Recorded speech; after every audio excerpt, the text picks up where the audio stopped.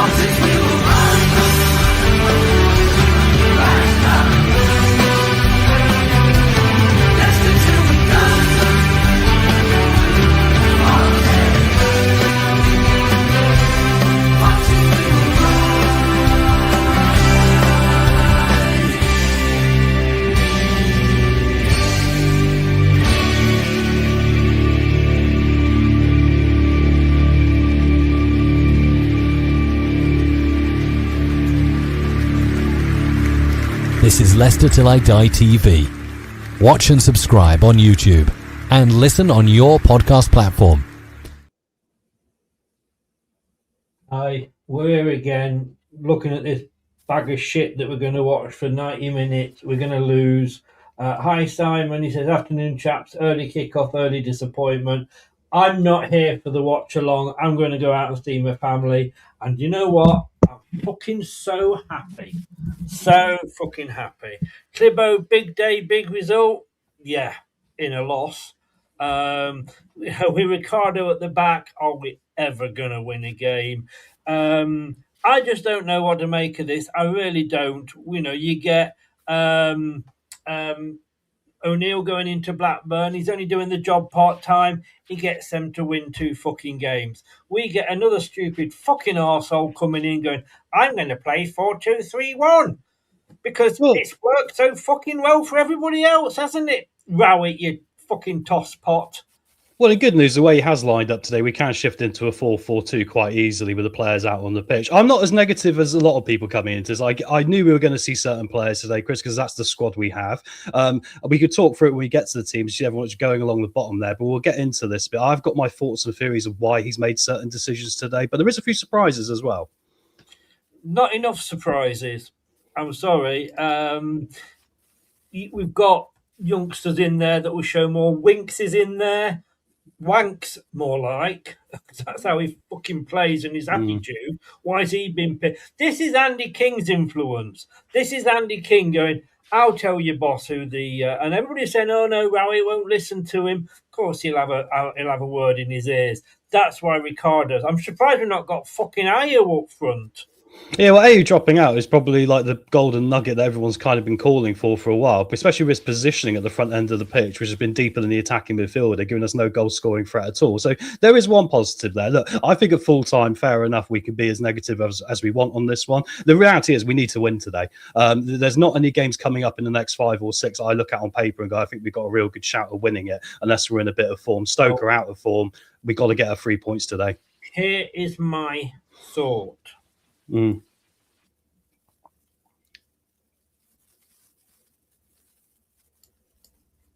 Would that apply, though, for any manager coming in right now? I mean, the interesting thing about this is his first game in charge. He's making decisions on who to trust in this team. Yeah, I don't particularly trust Harry Winks either. Ricardo's looked really shaky so far this season.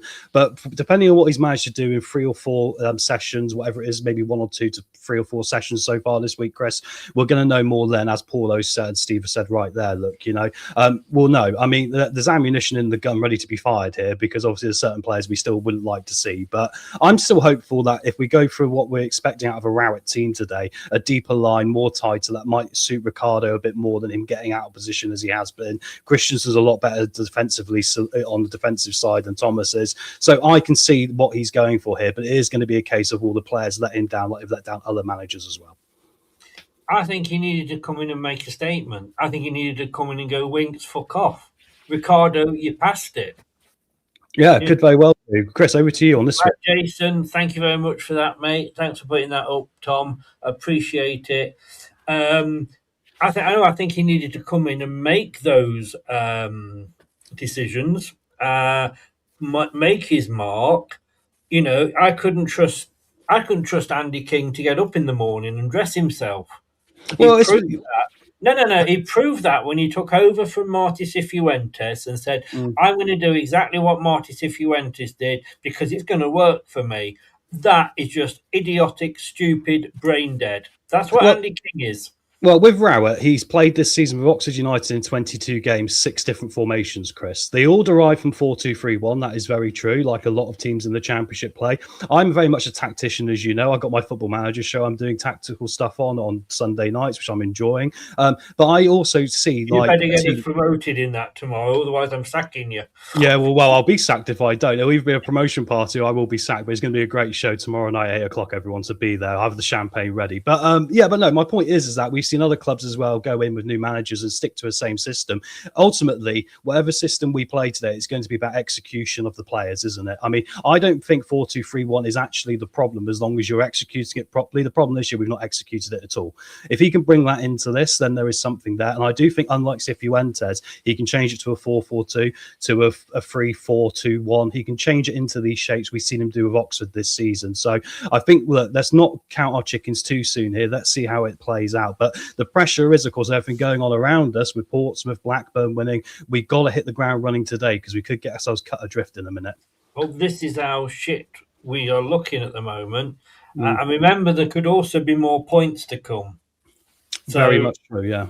Let's not take that out. I don't know how people can look at this, and I'm looking at Jim, I'm looking at Wayne, and going, "Great, Ricardo's back in. He's at right back."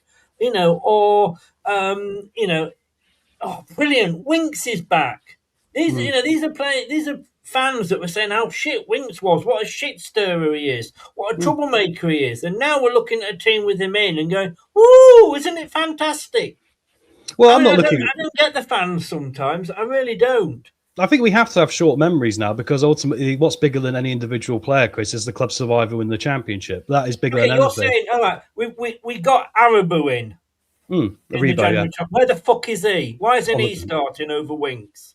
He's a different style of player. Look. Do you want to bring the team up, and should we get into this now? I mean, because I can talk through what my theory is on it to maybe defend Rowett slightly before we get to the full-time apocalypse if the worst does happen.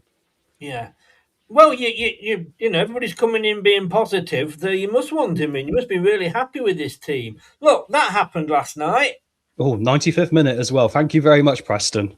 Yeah, they get a manager to come in part-time, and he gets them 2 wins.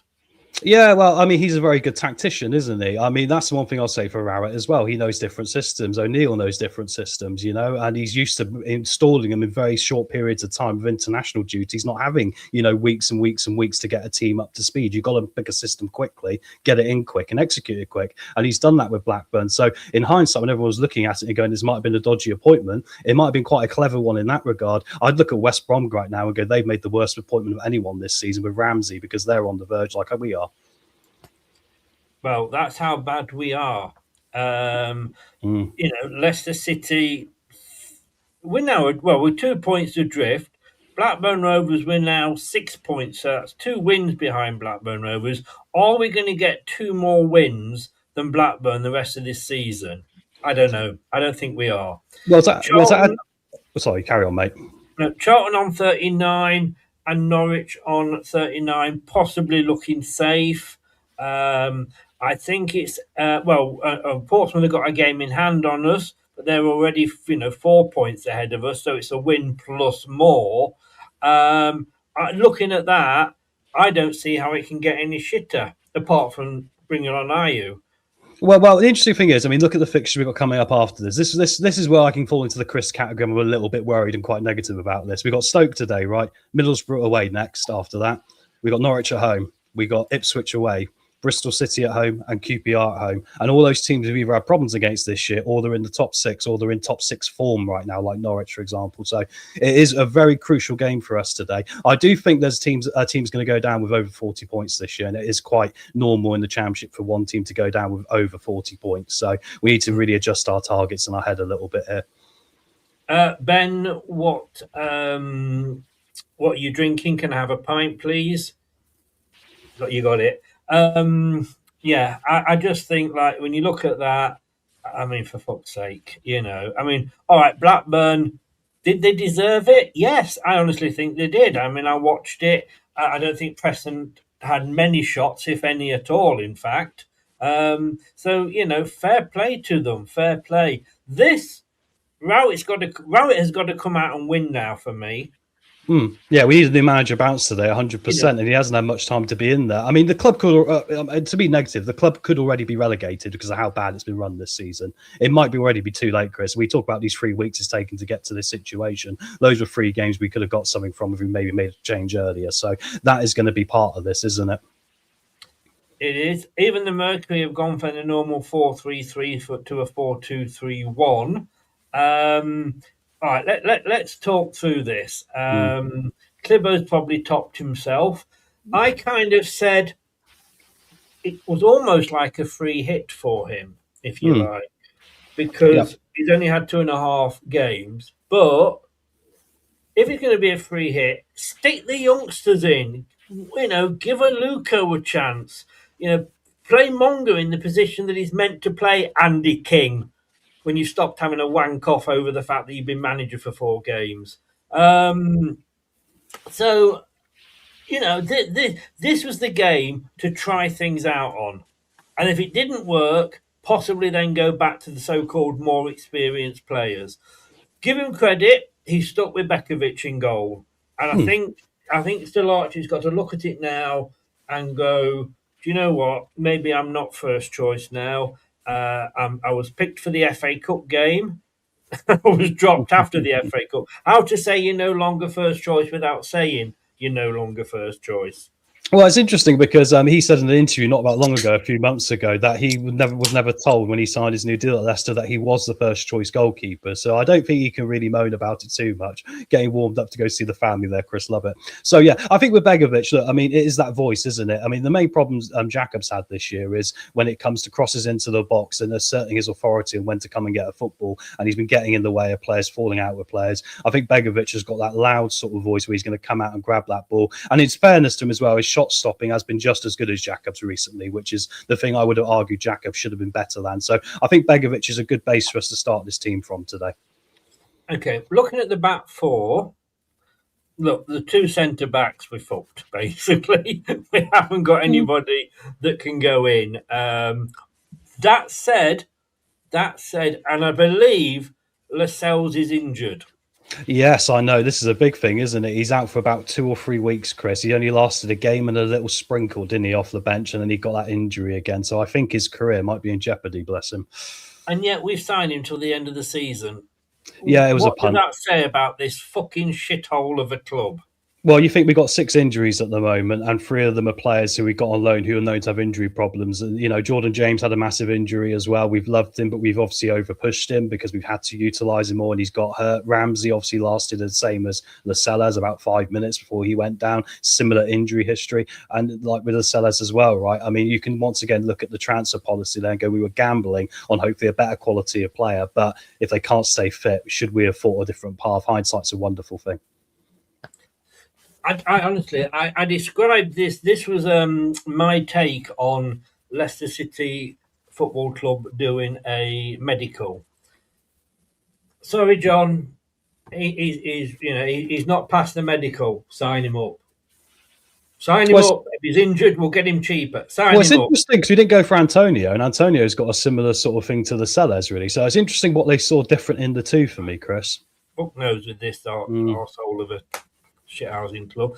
I am that annoyed at the moment, and I said to you before I came on, if there is no watch-along on Tuesday, it's not because none of us are available, it's because I just don't want to do it. I will walk away from doing a watch-along on Tuesday because I am that pissed off. If we lose this game, that's it. You might even get a watch-along for Nottingham Forest. It's funny you bring that up. It's something I want to bring up in the post-match show with Jim and Wayne later, guys, so make sure you stick around with that, is how we feel disconnected from the club, because I'm seeing it everywhere with season tickets being cancelled, all the rest of it. It's something I want to bring up at the end of the show, guys, so stay tuned for that. Yeah, that sounds interesting. But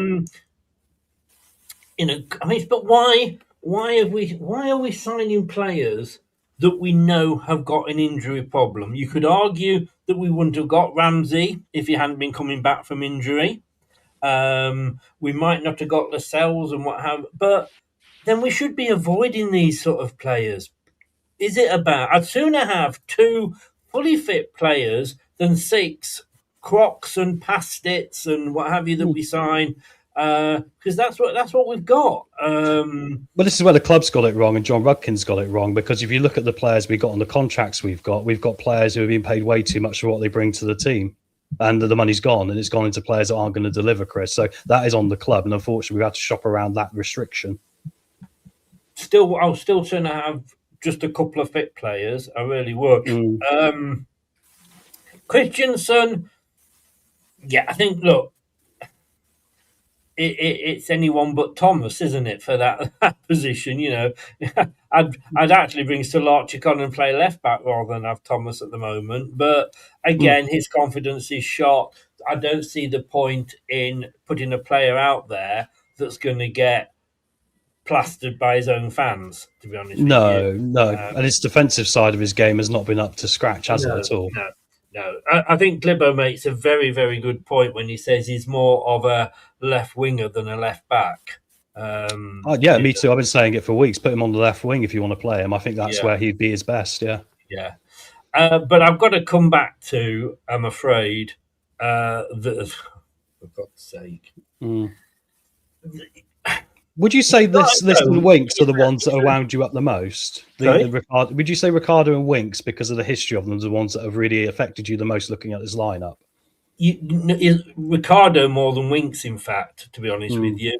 Ricardo, he ain't going to play 90 minutes. He'll probably get booked. He's due a sending off.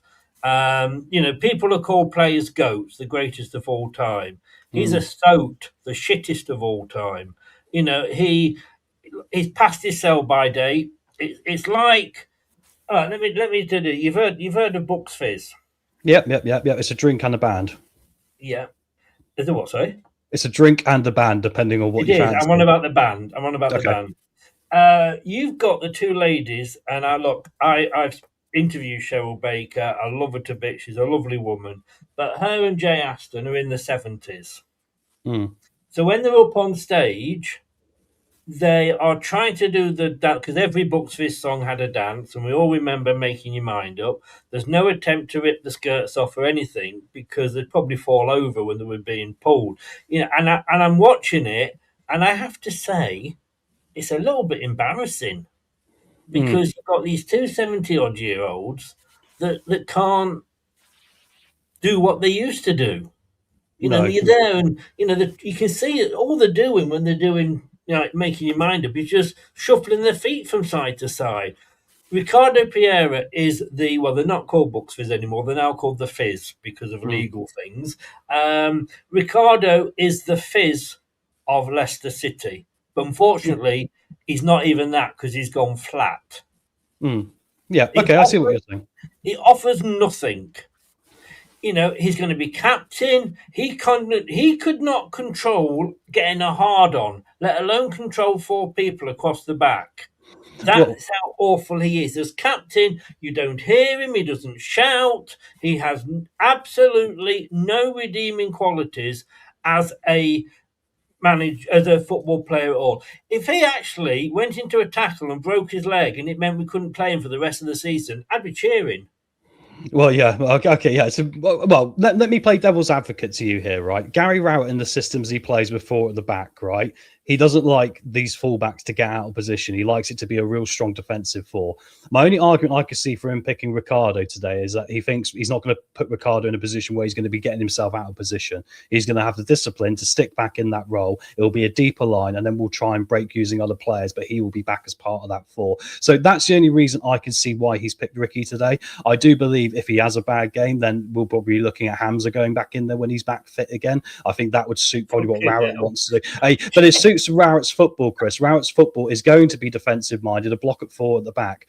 And with Christensen as well, going back to him, the noise I had with Christensen when he played against Southampton for Kingy was the way Kingy wanted to play, he needs to be a bit more committed forward and do the attacking side of it. I think when it comes to Rowett, he's going to be more of a defensive left back. And I think actually he can do that a lot better than Luke Thomas. So for me, okay, Ricardo, I've got a question mark. But then the question is, do you put Aluko in there trying to play this defensive role? And he's probably better served at bringing the ball out, actually, with a bit of pace later in the game. So I would see a change in this game for Ricardo, changing for Aluko if we need a bit of energy down that side later on. But I'm not actually against it. It's Ricky's last chance, though, for me. He's got to really get his defensive side of his game bang on today.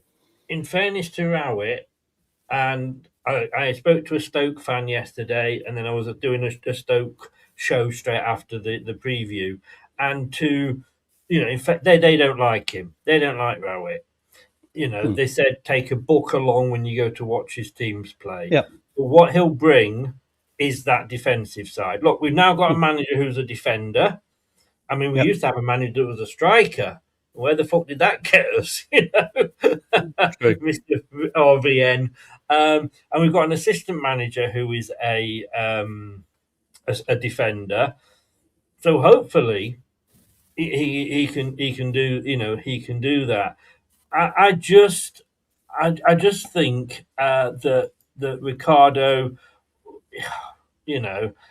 if you're older but you're like Jamie Vardy and you're still fit and you can still do the job if you played right, then I get it.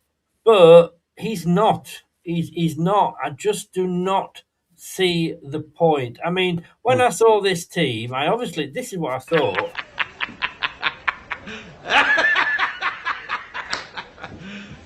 You serious? I think we could play that for a lot of teams you could have picked today, Chris. Well, maybe, but I can say I really have just had enough. What's interesting is Stoke haven't scored in 3 games now, right? They're on a really bad run. If there's a day we have to get a clean sheet, is today. There is no questions asked. A clean sheet is very important today, and obviously 3 points as well. But if we can't get a clean sheet today, Chris, I would agree that we could be very, very worried that this is probably already said and done, no matter what we do. I don't think and I'm going to include a Coley in this because he likes to give penalties away, doesn't he? And Ricardo and Coley there, I don't think we're going to keep a clean sheet. I really, really don't. Guys, before we get on to the midfield, do this for me. Subscribe to our YouTube channel now and make sure you never miss another upload. Leave a like now. Ring the bell and never miss another video. Skip, you can't not play him, can you? No. I think in a season where we're seeing very small little victories, I think his positioning and his work rate's got a bit better as well. I think he's been all right. I mean, I'm still only calling him a 6 out of 10, but 6 out of 10 in this team's actually been pretty good this year. It is interesting to see the combo with Winkslow because once again, it makes me think it's quite a defensive choice list because Winks is not as good at affording the forward part of his game as a Rebo would be in that position. He'd be more of an Ndidi, right, who could maybe get into a box-to-box, be a bit more chaotic, and obviously without Jordan James, we are limited there right now. So I do find it interesting today how he's gone for the 2 more defensive options, and at times they haven't quite played well together. But we'll see, Chris. Like I say, it's up to him to make the judgments after a few days on the training pitch to who he's going to back. Different managers will back different players. We know Ruud van Nistelrooy didn't back Winks. We know other ones haven't. So once again, we'll have to see how this turns out. But managers live or die on these decisions. They do. They do indeed. Now, Harry Winks. I got to say, I don't want to see him there, but I kind of get it. Okay. When he's on form, and look, go back to the start of the season. He wasn't starting. Marty came in and went, nah, don't like you, troublemaker, whatever. And he didn't. He said, you want to leave the club, I'm not playing you. And then when the transfer window closed, Winks and FaZe came back into the team from the start. Both of them were subs from the start. And I thought at the start Winks did okay. Then we got round to the summer window, to the January window, and it kind of started to happen again. And he's known as being a troublemaker, but is he the best for what we've got there. Again, look, if James was fit, Winks wouldn't be anywhere near this team. No, I think that's 100%. And I think Gary's worked with Jordan James as well before, hasn't he, at Birmingham? So I'm pretty sure we could be guaranteed that he will be going back in there. Hopefully, it'll only be 2 weeks now from what we heard in the press conference. But yeah, no, it is a difficult one to see how this goes. I mean, I get the impression with Winks, he's a strong character, which in life can be a good thing and a bad thing simultaneously, right? It's a good thing if you can utilize it in a way to benefit the group. But, from what we hear, it seems to be quite individual based for him. So it's going to be, I mean, and ultimately, Chris, we have got to question. He's going to be gone at the end of the season. He won't want to stick around. There's no money we can offer him to a new deal either. I mean, as long as he goes out there and does actually put a shift in and sweat, which has been the thing that has annoyed us most this season, the times he could have got back to make an extra tackle when he's let a guy go and we've conceded a goal has particularly irked me, over the season, then there's something there. But it's up to the manager to see if he can get it out for him. I mean, the only good news is we've got 2 options on the bench today in Page and Aribo if that doesn't work out. I mean, I'm actually holding out hope that maybe he's got stuck in traffic coming up from wherever he lives down south, and we'll have to put somebody else on. Please, God, if you're ever going to make a crash on the motorway, make it today. I don't want anybody to die, but just have a few prangs get Winks stuck in traffic. I would still sooner see Aribo there, and. Well, I would say Winks is going to be a more defensively sound player than Aribo. That is a fact of what the style of player they are. So it's obviously just showing to me that Gary today is going to really protect a clean sheet opportunity to start.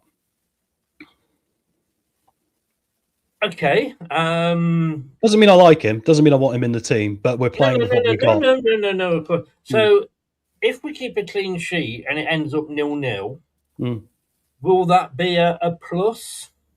It will be a start, but unfortunately, we don't need to be starting now. We need to be running and sprinting for the finishing line because everything around us is making it much harder, right? Like I say, it might already be too late, Chris. Already the 3 weeks we've taken to get here. This today is a game like Oxford or Charlton for us, bearing in mind the form Stoke are in. So we need to get 3 points. I'd much prefer 3 points than a clean sheet today if you gave me the 2 choices. I'm pleased to see Mukasta in there.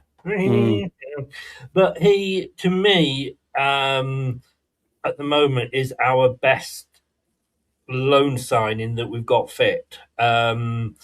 Probably up there with James when he, I'd love to see James and him together in the same team.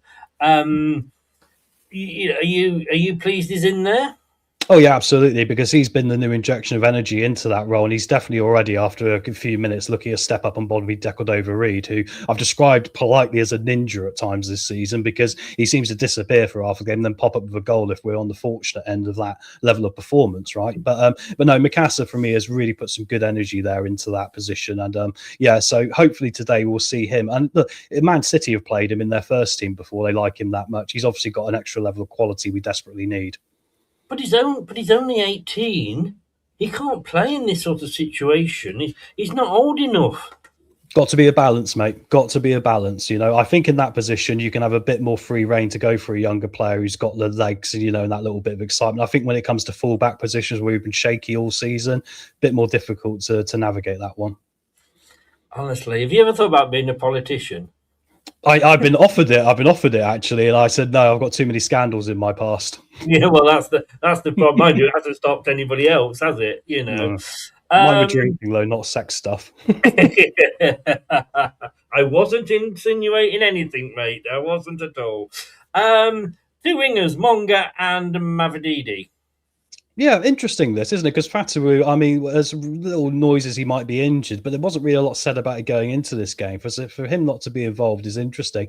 Big day for Monga today. There's times he hasn't tracked back and looked like he wants to be up the top of the pitch, but maybe Rowett's putting Ricardo there and telling him to sit pat like Danny Simpson would for Riyad Mahrez, whose birthday it is today. Happy birthday, Riyad Mahrez. And maybe that's what we're going to allow Jeremy off the leash a little bit. I think at times he's very good with close ball control. We've discussed him maybe being a 10 for that ability. I need him today to show some legs and some running and some, Fatu-esque qualities of trying to get around people. It's a big game for Monga today. Okay. Jim, blocking. I've not blocked any text. I don't know what the hell you're talking about there, mate. I haven't touched anything. No, I don't know what he's saying. I've had problems on YouTube generally. If you go on, sometimes it says you've got to be subscribed, and you are subscribed. So come in and out, and it should sort itself out. Yeah. And Daka up front. Yeah, interesting. I mean, I'm pretty sure of the two evils right now, that is Daka or Jordan Ayew. People are a lot happier to see Daka because I think at least he will get into a better position than Ayew if he could find the back of the net with any of our strikers. Is another matter completely, isn't it? It once again raises the question about Richards, doesn't it? Because we thought when we brought him in on loan, is he going to be a striking option for us? Because he can play as a striker, but it is believed Chelsea prefer him to be played on the flank as a winger.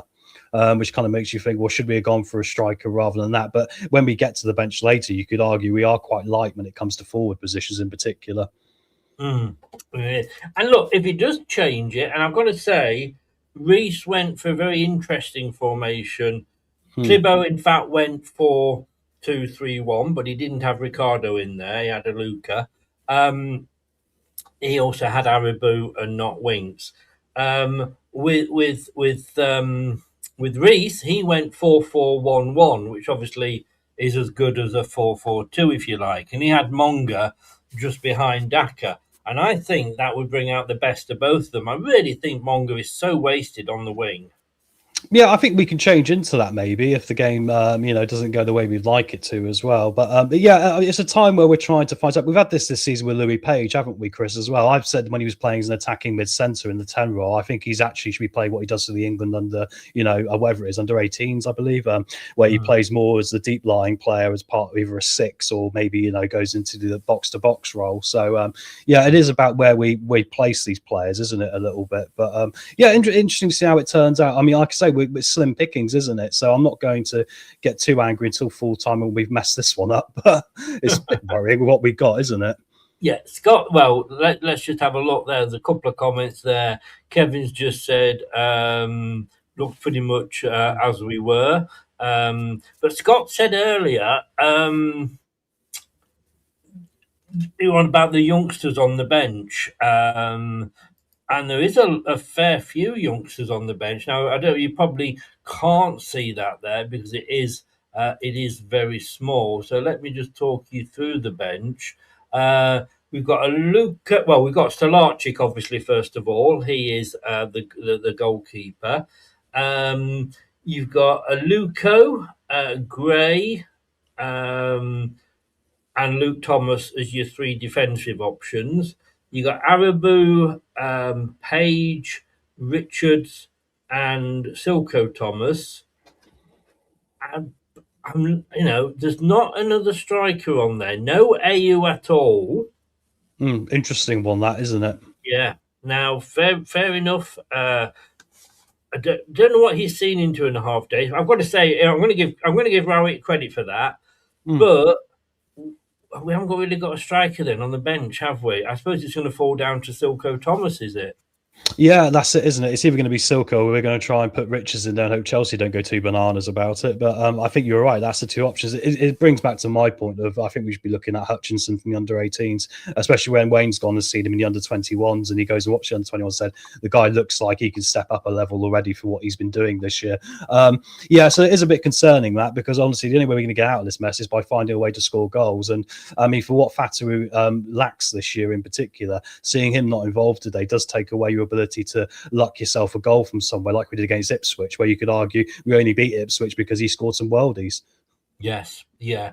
I'm just going to go off and try and sort Jim out. So if you can just talk through that bench, if you would do, please. Yeah, of course, not a problem. So, like I say, guys, we've got Jacob on the bench, which is not too surprising. I mean, Keon Gray is obviously on the bench, a centre-back option from our under-21s. It's going to be interesting because he hasn't actually put feet on grass yet, but he's been on the bench now a couple of times. So it's going to be interesting to see if he does have to come in today. I mean, I would argue that they probably wouldn't want him to. I imagine Coley and Nelson would be the two that he'd probably want to stick with as a long-term option going forward, or at least until Vestergaard comes back, because when Vestergaard comes back into this equation, there is obviously the fact that we're going to be playing a deeper line, which will probably suit his attributes better than trying to play a higher line under Marty and getting ourselves in trouble, right? Luke Thomas, we need a backup left back on there. I mean, the only good thing we could say is if we play him in a way where we need to attack and it's less about his defensive game, okay, that I can get around that. He's still, unfortunately for me, one of those players that falls into the category of he's overpaid for what he is, a bit like Hamza Chowdhury. Aluko, for me, look, I mean, I'd like to see Aluko start today. I really would. I think, though, the good thing he's got coming off the bench will be that energy we might need at a certain point. I think to give him 90 minutes is still difficult, especially after the Southampton cameo, where, yes, he was left back rather than right back. But I think there is a player there in him, but I think we still got to see if we can have a more solid back four and then utilise him off the bench going forward and see if that can help us at the top end of the pitch. And then going into the centre mids, we've got a Rebo and Page. Yeah, I think that's okay. I mean, I still look at Sammy Braybrook, who's earning rave reviews this week from Chesterfield fans who are giving us KDH vibes of when he was at Luton and saying, from what they see from this kid, he's very composed on the ball. Looks like he's got the ability to be a championship player now, which is what they're saying from League Two. So that's interesting. I still wish we kept him around. What's going to be interesting today for me is the other three, Marçal, Silko, Thomas and Richards. Marçal in particular, because Marçal really has been on the bench a lot this year, but he's never really got on the pitch for a little than like 5 minutes, right? And we've not seen anything much of him. I felt in pre-season he looked like he was lacking in certain areas of his game, which we needed him to get better at. Like his accuracy wasn't really quite up to scratch. He was a bit impulsive on his firing of shots and getting them over the crossbar as if he was playing rugby or American football rather than soccer or football. So I choose the American term then. I've been watching a lot of ice hockey this week. But yeah, it's going to be interesting to see how they come into this and if Marçal or Silko gets a bit of an opportunity in the second half. And that's going to be a different departure from Cifuentes, where we kind of know they're going to be on the bench and not really, involved. So yeah, I think it's a fascinating bench. But once again, it does show, Chris, the lack of depth we have got in this team, especially when these injuries have started to add up. It does. If you can carry on for any longer, I'd be very grateful. Oh, no problem. Yeah. I mean, there's a question going on here between Jim and a lot of people in the chat about right back. And look, I think with when we get Hamza back, I would not be shocked to see Rowett put Hamza at right back. And before everyone Jim's goes, back in. Yeah, he's back in now. Yeah. I'm sorry, Jim. I was just literally, I have a list of everybody that I've banned from the chat. All my mods banned from the chat. And Thousands. Sometimes you do go to ban somebody and somebody just comes, or you would just come in at that point and type something. Everything moves up one and you can end up being banned. That's happened before. And I was going to go in and see if you were on that list and unban you. But obviously you're not because you are in. So carry on. Sorry. Welcome back, Jim. That's no worries. I was just going to quickly finish on my point by saying that I know Hamza annoys me like anything to death. The reason I'm mentioning him is because I just think of the way that Rowett thinks he'll be the right back he'll pick over Ricardo going forward. And before we get all uppity about it, because I would as well a little bit, last season for Sheffield United, he was viewed as one of the best right backs in the division for them in their formation, and they wanted to play a similar way. So that is going to be interesting. But yeah, it's a big day for Ricky. And I think, the only good thing is I say the swap for Luko would be inevitable for me in this if it doesn't work out. Okay, thank you, and glad you sorted out, right, Jim. The wonders of modern technology, eh? I must admit, there's about 200 people that are banned from the chat. Most of them are bots. Most of them are for something they've said or that they've insulted somebody on here. Trying to sell, likes and subscribe and all that sort of thing. So there's a lot to go through. And Jim, I know what you just said you were going to say, but you can say that anyway. I'm not going to stop you saying that. Right, these are the games today. And before we get into it in a bit more detail, now, I know what you're saying, Chris. Why are some of the games in blue? Well, I'm glad you asked me that. They are all games that involve a team that is could be is around us, if you like. Games that impact us. Exact impact. That's the word. Thank you very much. So they all impact. Those games impact us. So if we have a look at those games, look, Stoke Leicester is an obvious one. Swansea City, Bristol City.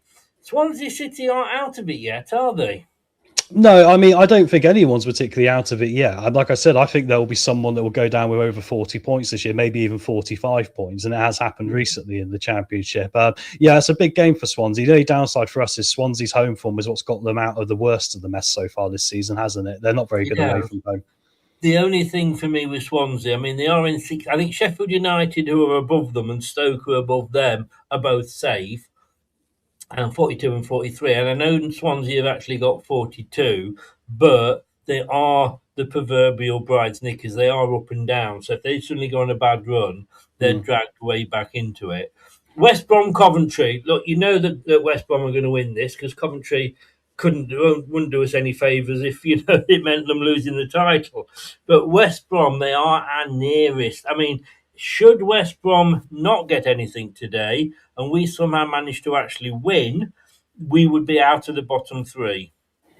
Yeah, exactly. That is actually as big of a game as us for us today as our own one. And it'll be, the worst thing that happens to us today is we lose and West Brom somehow win, because then all of a sudden, Chris, I think there will be knives out post-match, irrelevant if it's his first game or not. So that is huge for us. That's one we got to keep an eye on today and hope that Coventry go out there and smash them. The more goals they score against them as well might be important.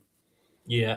Jim, look, mate, that's worth 20 quid because that is now out there.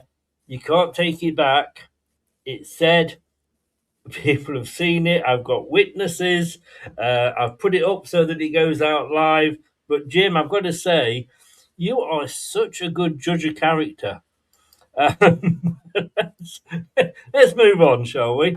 But yeah, I mean, if West Brom were to win and we were to lose, God help us. And also they've got to win, because if they don't, their manager will be gone. I'm surprised they haven't sacked Ramsey earlier. It's been a failed experiment. How long has he been there? Not long, Chris, only a couple of months, but he hasn't yet got a win, has he? I mean, there's no manager bounce there. They literally, I think, have managed to somehow bring in a worse manager than what they had originally. I think Mason was still there. They probably would have a few more points under their belt. Yeah. So, and you look at their squad on paper, they'll look at we look at them the same way people look at us. I think that squad should be in the top six. I think it is that good. They just don't execute at all. Where have I heard that before? Impotent like Leicester. Middlesbrough, Oxford United. Middlesbrough lost to Coventry, so you'd think they're a bit smart in a bit. But Oxford, I mean, I think Oxford will regret letting Gary Rowett go. I don't think they would be as bad as they are if Gary Rowett was still there. No. And then you've got Millwall, Portsmouth. Come on, Millwall. Portsmouth are all on 36, but they have got an extra game in hand, but they've got to win that. They're in good form, though. Yeah, you got Norwich playing Birmingham. Norwich aren't out of it yet to their bad start. And then you got Southampton playing Charlton, who I think, they're under Norwich and Swansea, so they're not out of it yet. And they do sometimes. I mean, look, in the last 5, they've won 2, lost 2, and drawn 1. So not brilliant form. And then, of course, you've also got Watford, Derby County, Wrexham, Ipswich, and of course Hull QPR. Do you want to quickly and then fit it in, and then when you come back, you can go and sort of set up ready for the game? So what I'm going to do now is let's put this up and let's jump up here to something that I haven't. Oh, there we go. There it was. The Potters team. I'll be back in a few minutes. I'm going to go and get ready to go out because I'm being picked up at 1:45. So there you go. No worries. Thank you, mate. I'll be back. I'll be back. It's like a Scream movie, isn't it? So we're about to get murdered. No, it's a horror movie trope. Yeah, guys. So, he's back. There we go. Put me up top, Chris. Oh, he's gone. That's all right. Yeah, so guys, a Stoke team today. Right, interesting, because obviously Stoke are in a really bad run of form here. They really are the team right now we got to beat. They've got no wins in the past 5 home games coming into this. They've got 9 injuries currently. They have had up to 15. The assistant managers left this week as well, or a couple of weeks ago now. So they've obviously things going on there. So they're missing 9 players. Let me tell you who they're missing first. I just to say to AP there, we believe Abdul is injured, although there isn't a lot of news so far, mate. So we'll keep our ears out and try and let you know what's going on with Fataru today. But yeah, for goalkeeper wise, they've got 2 goalkeepers missing. They've got Victor Johansson, ex-Leicester youngster, who's obviously out injured, and Gavin Bazzuno, who's on loan from Southampton. Both of them are out, which means Simkin will be in today, one of their younger goalkeeping options. Junior Timicho, if I can say that correctly, Tamaudu, I cannot pronounce that. I need to work that out. Who's their right back, as well as Atu Ampa are both out today as well, which means they're going to be 4-2-3-1 Stoke. They're going to have a back four, which is improvised here, which could help us today. I believe Bocat's going to be on the right-hand side. He can play right or left or centre. Very versatile. Back to a Wilmot and Phillips. And then left back, they've got obviously Aaron Cresswell, who's a West Ham ex-player who scored that goal against us in the title-winning season at the King Power to make it 2-2, if you remember, or 2-1 to West Ham. So he's obviously not got as much pace as he used to. He's probably a bit like Ricardo for them. So there is an option for us there to target these players today and hopefully break them down. They're also missing at centre-back Bosun the Wow, who's a big player for them as well. We go into centre-mid. Lewis Baker's out injured for them, but they've got Sesko and Pearson, who are both two very good central midfielders. So there we go. Clibo's just saying their Fatua is dropped. See, I wondered because I heard that, but I didn't want to just go ahead and say it in case I was wrong. So thank you, Clibo. That is interesting. We believe he's dropped. I didn't think there was an injury problem. So thank you, Clibo. And yeah, we'll go back to Stoke here. They've got also then the front three. They've got Jun Hao, Cisse, who's normally played as a striker for them as well as an attacking mid. He's probably more of a striker, but they've got problems with injuries there. And then their main man from them, Sorba Thomas, who's going to be the danger man over on their right-hand side today.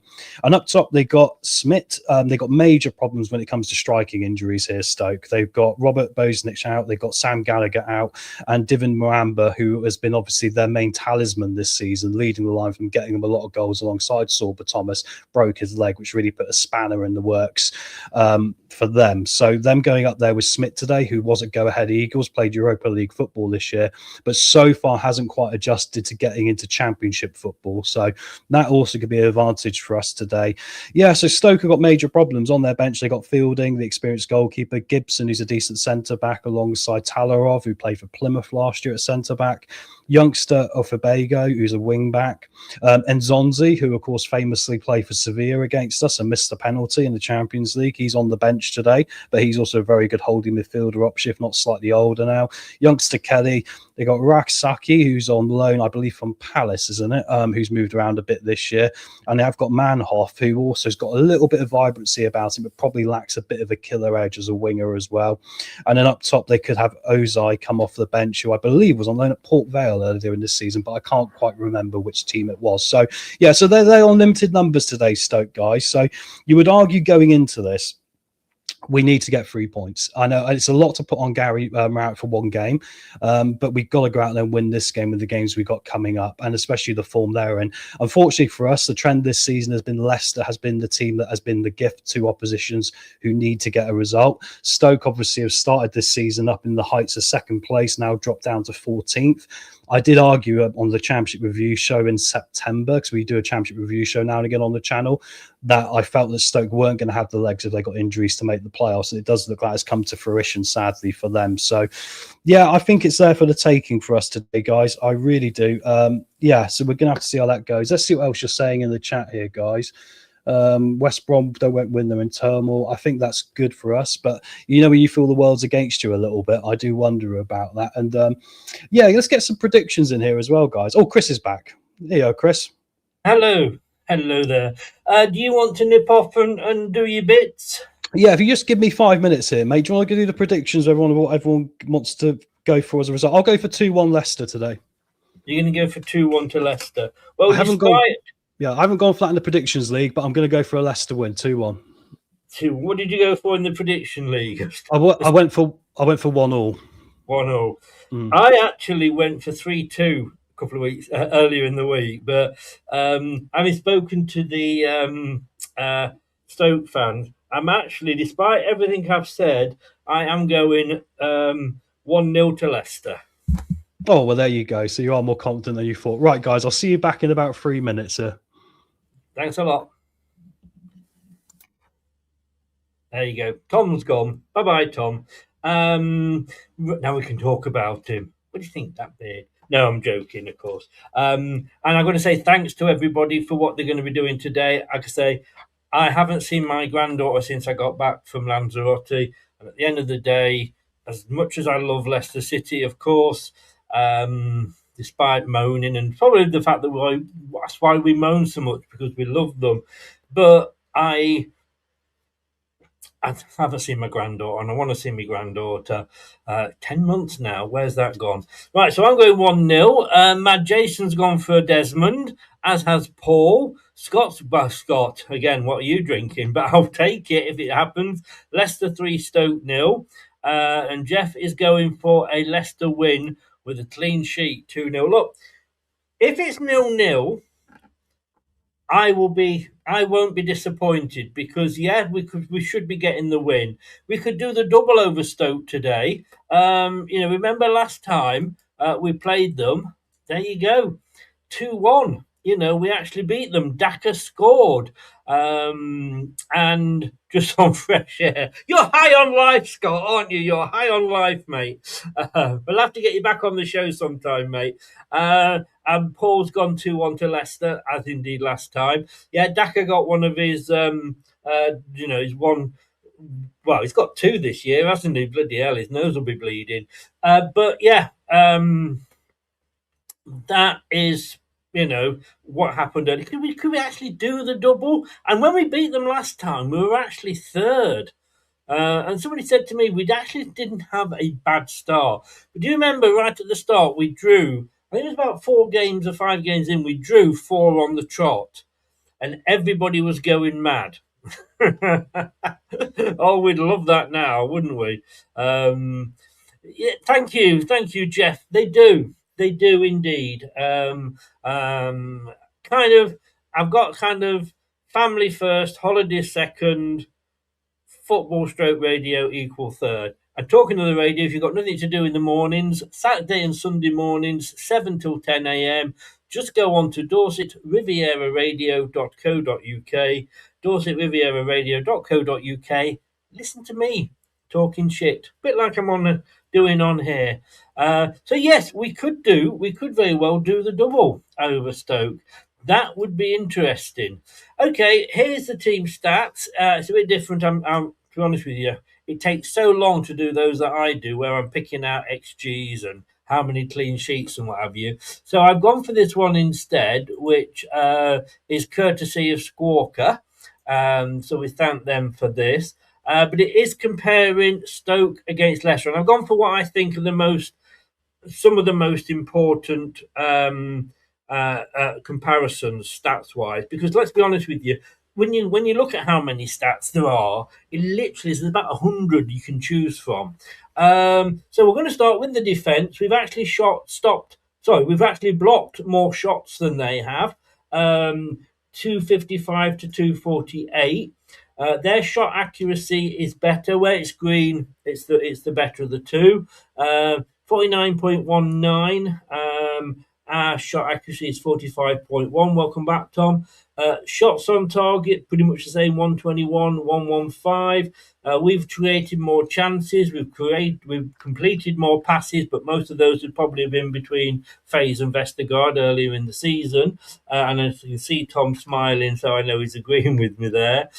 Crossing accuracy is a lot better for us. There's 18.21, ours is 24.7. Ball recoveries, they do better than us, but possession loss, we've done better than them, which isn't a good thing because it means we lose possession more.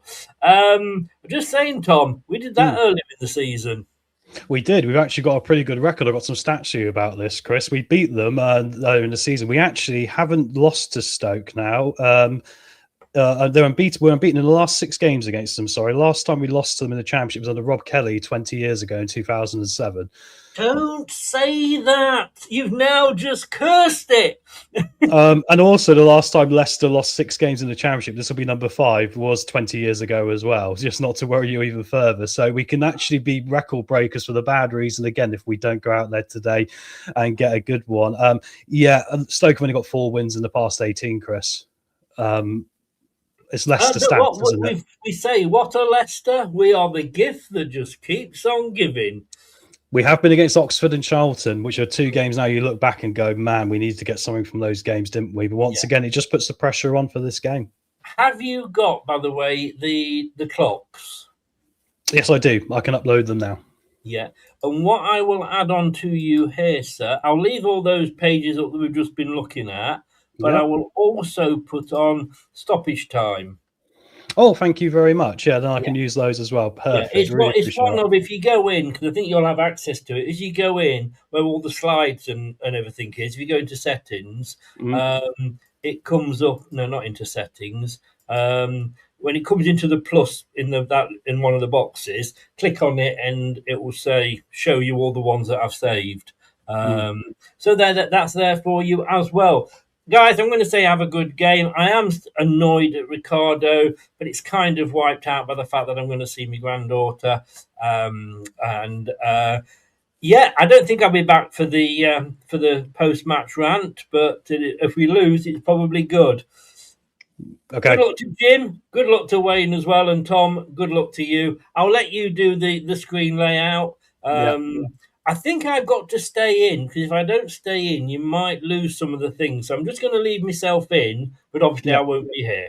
No All the worries. best, guys. Come on, you foxes. Let's give Gary a winning start.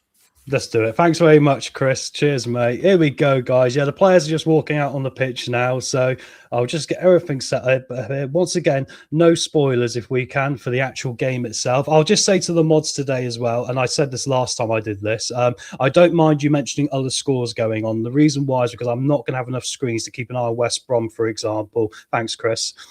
So, yeah, if you could just, avoid Leicester ones and let me lead the way with that, because we will have you, banned. So yeah, don't do that. But I don't mind today mentioning West Brom, what's going on, because you can keep me informed in the chat as well with that. So that's not a problem at all. So thank you very much. All right. And how are you feeling for this? We're seeing the players now exchanging hands across the pitch. Big game for us today. We've got to get this one, haven't we? We've got to get this one.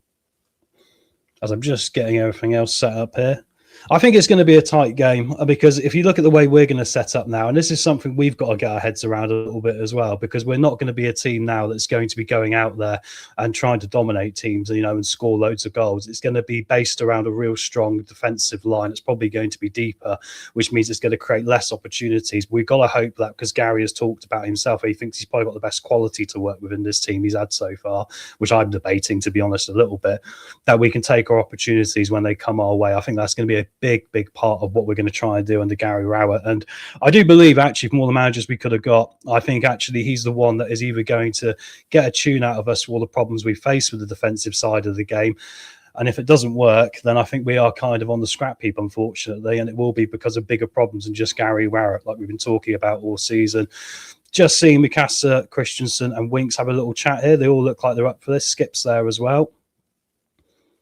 Need to see a level of performance, need to see some sweat. We need to start getting these stats up, because irrelevant if you change position, formation, and I'm a big guy about formations, irrelevant if you change formation, you need to get the running down to the right degree and stuff like this. You need to be hitting these metrics. It's inexcusable to me, whoever's in charge, that if you are one of the highest paid team in the league, if you're not hitting these running metrics of being at the top of that, to be at the bottom of that for me is completely unacceptable. So here we get on. Good afternoon from Paris. Andrew, good to see you, mate. Living in hope from today. Oh, great to see you in Paris, mate. You're out and about. We've got Leicester fans from all over the world here today, guys, which is why we don't like spoilers, because obviously we're all watching it as slightly different. Highfields, good to see you, bud. Come on, Leicester. That's what we're saying here. Prashant, feeling a bit under the weather, so hoping Leicester will get 3 points to help things. Hopefully so, mate. For me, it is a key game for us, and we haven't got any time left because the club has been a little bit late in getting things organised as usual. And hey, Jeff, how are you? You'll feel big at the end of the game. Prashant, well said. James, afternoon, Tom. Let's go, Foxes. We should see a change in the future. I just don't think we're going to go down. We always remain hopeful until it's too late. Need a 4-0 first off. It would be nice to go out there and get a few goals here just to build a bit of confidence, because the games we got coming up are against teams that are in either good form or in playoff contention. The next 5 games after this are horrendous for us. So the only way I think we're going to be able to go into those and get something, or look like we can get something, is by putting a confident performance out there today against a team that is struggling right now. Game's about to get underway, guys. About to get the kickoff done. I'll get the clock here ready. And I need to change the banner. I can see the ball here, and it's going to be Stoke to kick off here, and they're going to be kicking from right to left, and we are underway. And I'm just going to remove the other thing here. Give me 1 second so we can see everything. And there we go. You see the clock there. So we're underway. We're in our blue kit today. Stoke are in their home kit of the red and white stripes. And we are going to be going, we're going from right to left. They're going from left to right here. And Stoke are in our half here to get this game underway. There's a bit of space up on the left-hand side, the far side, which is going to be a cross-in from Stoke. It's going to be low, and it's going to be cleared away by Ricardo here. You can already see a narrowness in our formation. The back four is sticking as one line of four so far. So let's see how this one goes. Let me have a quick sip of my drink here. I feel very nervous for this game because I feel this game's got ramifications beyond just today for us. It really does.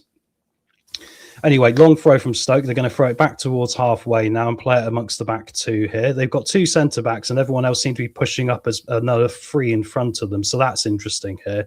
Seems to be they're going to maybe stick with a back three. Yes, because they've got three here. They're passing it back across now. And then they're going to have the wing-backs push forward. So they might have already changed from their base formation here. Skip is trying to chase down the midfield there of... John Hu, and it's been crossed in from deep, and it's Cody who's going to head it behind here, and after 2 minutes it's going to be a Stoke corner, guys. So Stoke also looking for long ball options to try and directly bring Smith into the game. He's quite a big centre forward for them, a bit of a target man. He's got a lot of potential, this Smith. He was doing good stuff with Go Ahead Eagles in the Europa League this year and looking a pretty handy prospect. I don't think they'd have signed a striker without the injuries, but we will see how this one goes. The corner's about ready to come in now. Everyone's back here for Leicester. Winks is back here as well. It's going to be Cresswell to take it here. Looks like it's going to be an in-swinger from this near-hand side. A lot of empty seats at Stoke. They don't really sell out unless they're in the Premier League, do they? I've noticed that. They had a lot of criticism about their attendances. Stoke have played the ball in right into the middle of the 6-yard box. Skipper's hit the deck there. The referee's giving nothing, and it's bounced behind now. It's going to be a corner on the opposite side. We just got enough on that to get it behind. What happened with Skip there? He seemed to take a tumble and he was looking at the referee quite accusingly there. Something we've got to remember is we're not a Premier League side anymore. You're not going to get away with being pushed over as much as you would do in the Premier League. I think there's times this year that has really caught us out, especially when you look how Jordan Ayew plays. There's times he's gone down way too easy for the referees in this division. They do not like it at all, do they? Going to be a corner now from Sorba Thomas coming in from the far side. Oh, and it's come and it's bounced in the 6-yard box. It's hit a player. We've kicked it out, but it's all Stoke just on the edge of the area. Back up to Sorba Thomas. Back down now for the cross to come in from deep. And it's headed into the back of the net. And it is 1-0 to Stoke, guys, after 3 minutes. And it's a centre-back Wilmot.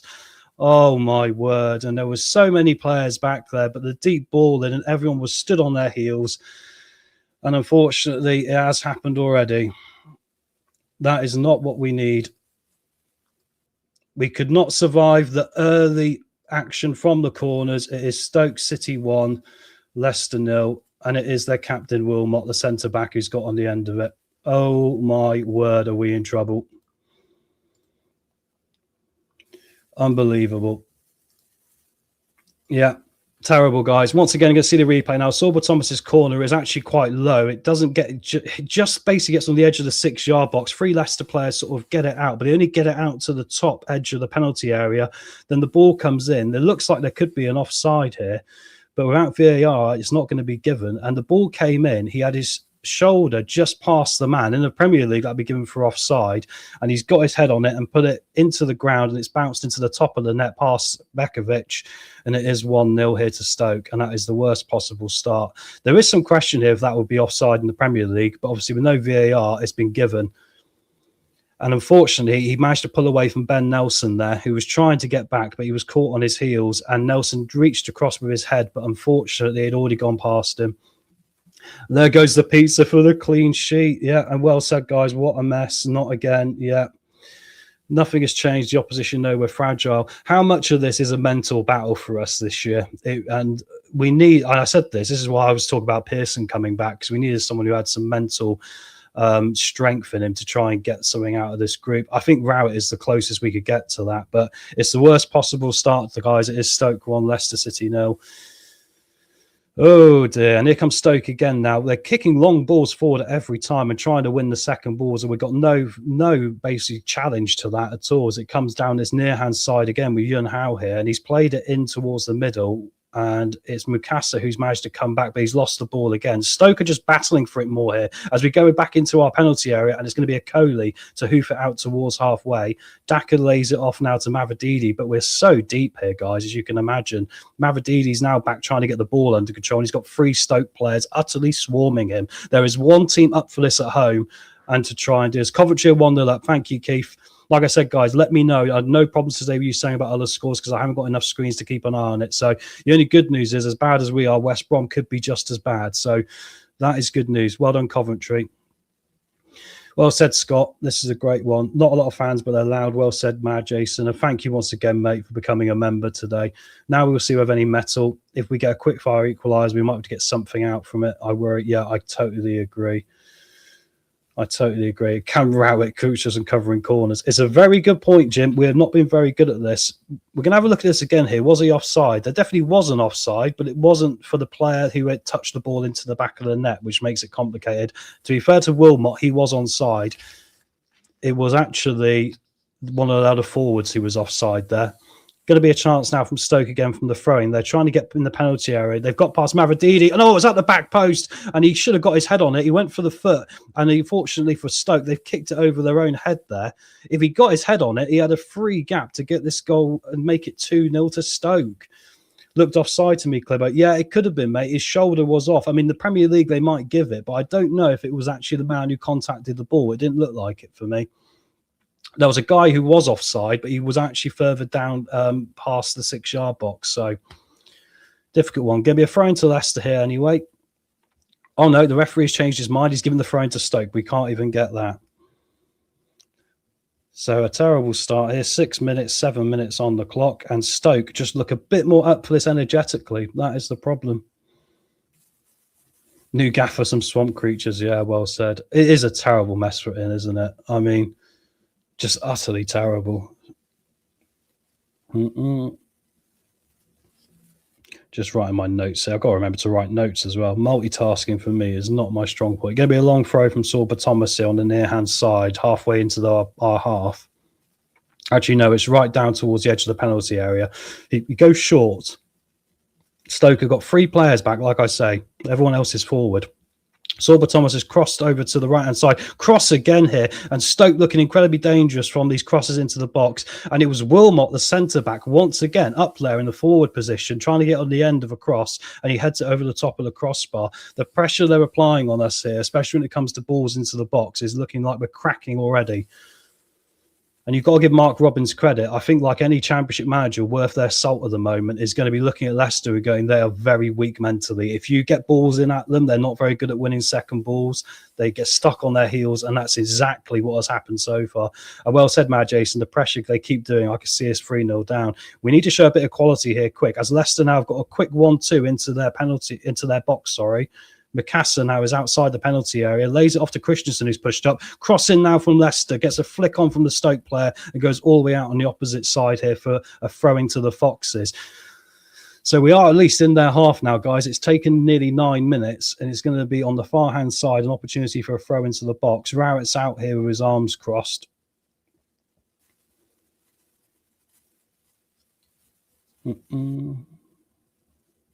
Unfortunately, we've given that one up, and now Stoke are going to try and launch a counter-attack here on the far-hand side. A lot of pace coming from Cisse here. He's got 2 players in front of him, 3 Leicester players back, and there's been a sliding tackle there from Ricardo, and he did touch the ball, luckily. It looked like Ricardo had got himself caught out of position again, and now we've got an incident here on the far-hand side where a Leicester player's gone down. It is Monga. There was a 50-50 ball, and Skip's there defending Monga and saying there should be a yellow card for this. Stoke obviously looking a bit more energetic, and the referee looks like he's going to book Stoke here, one of the players. Looks like it's going to be Bocat, the right back, who I don't actually believe is playing at right back. I said they were 4-2-3-1 going into this game, but it looks to me like they've already changed into 3 at the back. Bocat's walked up looking very innocent here. So what happened was Ricardo got back. Oh, and actually Ricardo didn't touch the ball there. They got every reason to say that wasn't, it was a foul. Ricardo fouled Bocat as he was bursting through towards the Leicester goal. The referee didn't give it, and then there was a cynical reaction to Monga having the ball here. But it's going to be a free kick to us. That was a let-off. Just attack our fullbacks is all they have to do. Well said. Interesting how Ricardo got himself caught out of position there again, and he was struggling to get back yet again. I mean, once again, you look at the personnel and what we're paying for them, and you go, that is a 75 grand a week player, or at least somewhere around that mark. And he's, oh my God, you can't pay £5,000 for that, can you?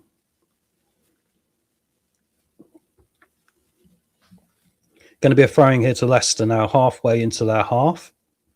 We pick the ball up here. Mukassa's back trying to help out with getting the ball out here. We're on halfway, holding possession between Skip and Winks down here on this near side. All the way back now again. We don't look very incisive going forward, but you would argue that's what Gary Rowett's style of football is, especially when we look at Oxford this year. Trying to play triangle football here in the middle of the pitch. Mavrididi's now back. Christensen's ahead of Mavrididi on the left-hand side, and he's tried to slip him in, but he hasn't got the pace, and Stoke have cleared it out now for a throwing here just outside their penalty area. And once again, we're down this near-hand side, the left-hand side of the pitch. Christensen's going to take this throw in. It's going to be short. It's going to be down to Mukassa.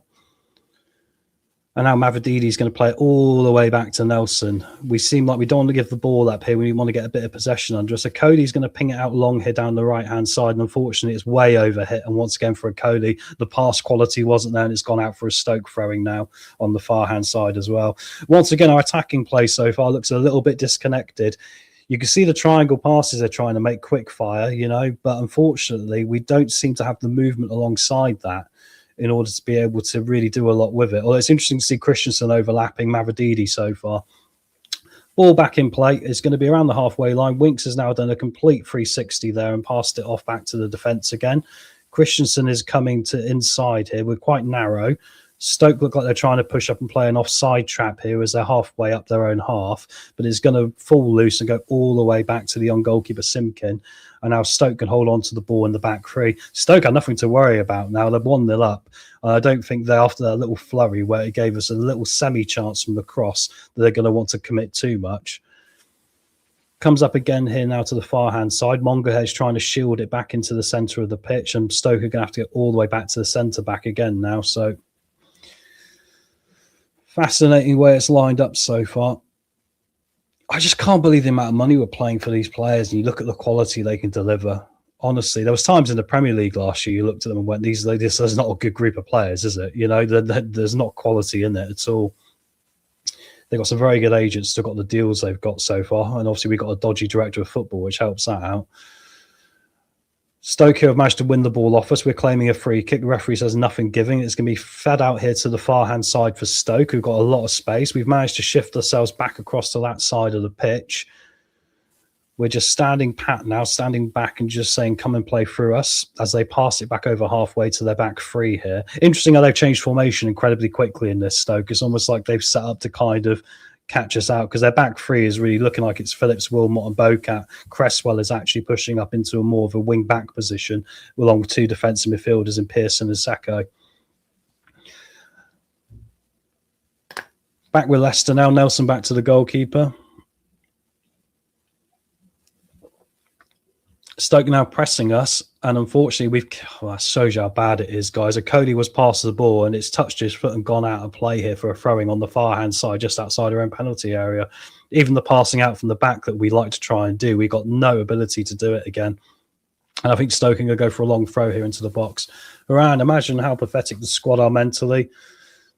Yeah, I agree. I look at this group, mate, and you see what we're seeing, and you wonder, can anyone get anything out of this team? It's terrible, isn't it? Going to be a long throw into the box of Stoke. Everyone's up there again, and it's going to be all their centre-backs. They decide not to go in on the first throwing. That's not the first time they've done that. And now they're going to get the ball back up to the original throw-in taker. It's come back to Cresswell again to get the ball in. He gets it in towards the back of the 6-yard box. Stoke miss it, luckily, and Nelson's going to get it away here with Skip.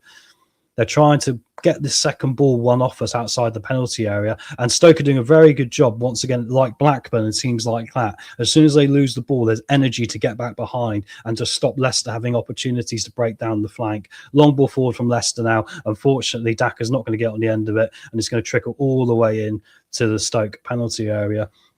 7 of the top 10 highest paid players in the league, and this is what they produce. I don't think they'll cut it in League One. It's a big worry, isn't it, James?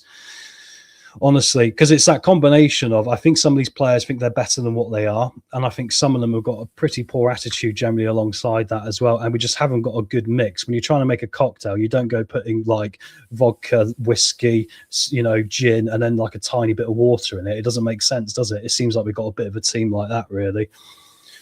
We're trying to battle for the ball here halfway in the Stoke half. We've got it back here, though. Good stuff there. And it is from Mavididi, and he's going to try and get the shot away. Unfortunately, it's deflected off the Stoke player.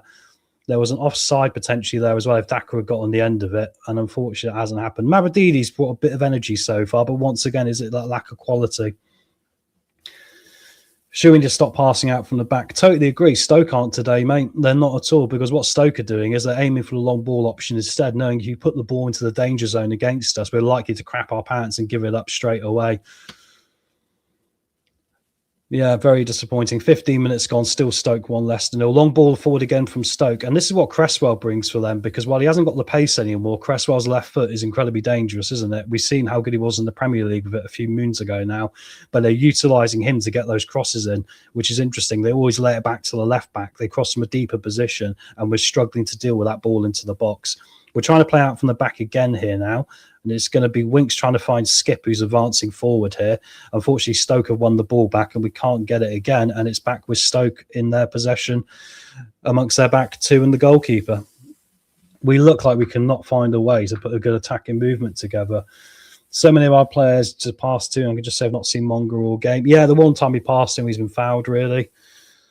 I do wonder if he's unfortunately not in the right ballpark for this game. He's sort of a player that you think, is he going to be really ready for a battle? You know, is it the right age for him to be in a battle where you've got to be a bit more physical? Cisse is down for Stoke here. Something's happened with Ricardo. Ricardo's looking like what he gets like when he knows the game's getting away from him. He's getting a little bit, is petulant the word, where he's getting a little bit late with his tackles already. Yes, he's done it again there. The Stoke players beat him to the ball because Ricardo stood in the same place and he's dived in and caught him on the ankle. Ricky, what has happened to you? Sometimes you've got to know when to leave the party rather than get taken home in a taxi when you're utterly hammered, right? We need to employ Turd Polisher, worst squad I ever had. Yeah, do you know what? I think it's up there with me, Kevin. I did not like the squad Craig Levine had. Remember we signed Ram Douglas and Momo Silla and Mark De Vries? That was, for me, one of the lowest Leicester squads I've seen. But when you think of the money they were paid, which was nothing in comparison to this, you've got to say this is the worst Leicester squad. Here comes Stoke again down the left-hand side, the far side of the pitch. And it's going to be Sorba Thomas cutting inside, lays it off to Pearson here, who's nice and deep. Everyone's back for Leicester apart from Patson Daka. Comes down to the near side now. Stoke looking for a little mistake from us to try and play through. And we've done a good job at shielding it out there. And it's going to go all the way back to the centre-backs. We look like a team, and I say a team lightly. We just look like, yeah, they don't want to be on the pitch. Yeah, you can tell, like, the noise around them has got to them as well. That's not to say they don't deserve the noise. I think you've got to, as an individual, appreciate when you deserve a bit of the noise and the heat, for what you've been doing. Very famous things is going on this week with certain ex-members of the royal family, and you kind of go, don't be surprised the noise that's coming your way when what's been alleged of you, my friend. You bring it on yourself, right? Thankfully, top three earners are gone in the summer. That's well said, Scott. I mean, I don't think we're going to immediate financial problems in League One, but I think if we got stuck there, and bear in mind what we're starting with as a base with this squad, it does worry you about the future, doesn't it? I mean, to think me and Chris joked with a Football Manager game I do, we'll put them into League Two and start with the academy because obviously, we want to see what that would look like. And unfortunately, in real life, it might mimic my art and my decision. Here's Patson Daka on halfway, and there's going to be Mikasa. Bings a long ball, but it's very wasteful trying to feed Monga. Monga's not got the pace on that side to get onto a long ball, it seems so far. That's twice they've tried to feed him in. And the guy who's back there, which is Bocat, who's marking him, has just basically kept him out of the game as well. Daka practicing his sprinting. Wish he would take up football. With the Olympics coming up, maybe he would be a very good sprinter, Mikassa's here having a moan at his teammates saying, look, we've got to get a bit wider. He was using his arms, get wider, play a ball longer. Cresswell we're throwing in now for Stoke, halfway inside their half on the far-hand side. Everyone's clumped together here. Stoke are going to kick it off Winks, and it's going to go out for a throwing. And once again, I look at this, and this is the thing about Winks, isn't it? And he's one example of this in this team. And I look at him and go, so far I'm seeing a standard Winks performance, which is that it might be a 5 out of 10. But when you need to find another gear, right? And Gary Rowett talked about this, how you need to find another gear at times in games. We've already been shown we need to find another gear. And I'm just seeing a lot of plodding around. All the way back to the goalkeeper for Stoke here. Here comes Mikasa trying to chase him down as Daka stands to the side. Thank you, Patson. Long ball forward. Cody's come across here and got his head on it. and he's going to get himself into centre mid here. There's a good 1-2 there with Mikasa again. We're trying to feed everything through Mikasa so far, and that seems to be our best bet because Mavrodidi and Monga are looking quite ineffective here on their flanks. Ball over the top now from Stoke, over halfway, and there's a load of space on the opposite side. A nice spread of play, going to be crossed in from Stoke. It's overhit, I believe. They've just nearly kept it in, nearly got a foot on it on this near-hand side, and it's going to go out of play here, unfortunately for Stoke, and luckily for us, Sorba Thomas couldn't control it, and it's going to be out of play for a Leicester throwing. Well, 20 minutes gone, guys, and you can say there is not too much to write home about. I wasn't expecting it to be a vibrant performance by any means, but I was at least hoping for us not to crap the bed inside 3 minutes here and just show a little bit of defensive strength and a little bit of balls and a little bit of bollocks, really. You know, I know they're the same thing, but once again, everyone knows how to play Leicester, don't they? We need to know how to play other teams as well. And this is a Stoke team out of confidence as well, but the difference is so far, you can argue the attitude. The attitude is they know they're in trouble and they're working out a little bit harder than us. Throw into Leicester here, near hand side, halfway into our half. Don't forget, guys, hit the like button. We could get to 50 likes. We always like 50 for a watch along, but also if we can get any more, that would be great. We actually had over 100 last time, so we really thank you for that. If we could do that, that would cheer us up a little bit. I would argue the more likes you get, the more likely Leicester are going to win, but I don't think the two are going to correlate well today. Here comes Stoke again, and Nelson's been turned here as Stoke come into the penalty area, and luckily for us, Begovic has dived out, read that really well, and picked the cross there. Good run from Ewan Howe there, and he really left Nelson on his heels. Nelson was a bit afraid to get the tackle in there because he was inside the penalty area, but he drove around him here and managed to get the cross in, but a really good read from Begovic to stop the cross as the save by diving out and just grabbing it. If he'd missed that, it would have been 2-0 to Stoke. Here come Leicester again now. I'll get to your question in a minute there, Scott. Yeah, Coventry are 1-0 up. It's just come up on my screen. Thank you very much. It is Mason Clark for them away at West Brom. Would it be worth switching things up to a 3-2-4-1 or a 3-5-2? It's a good question, mate. I mean, and like I say, I'm a tactics guy, but I kind of feel like if a lot of teams do go 4-2-3-1, there is no harm in matching up 4-2-3-1. But then it becomes a game of you've got to win your second balls. You've got to show the energy. That has been a problem for us all year. Can we out-tactic our way around the fact the players don't have the energy of the opposition? I'm not so sure. I'm not so sure anymore. I've lost a bit of faith in that. Maybe a 4-4-2 might not be a bad shout, but that does open the game up more against 4-2-3-1. Long throw in from Stoke now from the near-hand side towards the 6-yard box. Head on it by Coley. Comes outside the penalty area. Volleyed, deflected, saved around the post by Begovic. Good stuff. Begovic there with two good reads here to keep us in this game, guys. The shot was deflected, had a bit of power on it, and it's bounced in front of him, and he's flicked it round the right-hand post here. Going to see it again. I'm done. These arseholes not worth my time or breath. Chill Smith, I completely agree, bud. Unfortunately, I will be here, though, because I'm hoping maybe at least my daft positivity might keep us in this. 71 in the chat. Thank you very much. Cheers, Jeff. And thank you, Scott, again, for reminding everyone. We're very lucky to have a good community here. Hey, look, we're in it together. If we're going to go down, I'll be here with you guys to have a drink about it and have my little tears about it as well. Going to be another corner to Stoke now, just getting ready to take it.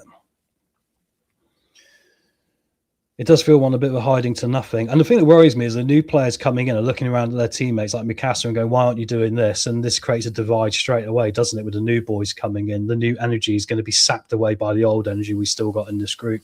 But would we be any better playing the youngsters? I'm not sure. Sorba Thomas with a corner in. Once again, it's low into the 6-yard box. He can't quite get the connection right on that. It's bounced clear outside the penalty area. Back up to Sorba Thomas on his far-hand side. He's going to take it around and get the cross in towards the back post. And Begovic has read that really well. And now Begovic launches a big counter-attacking throw here down to Mavrodidi at halfway.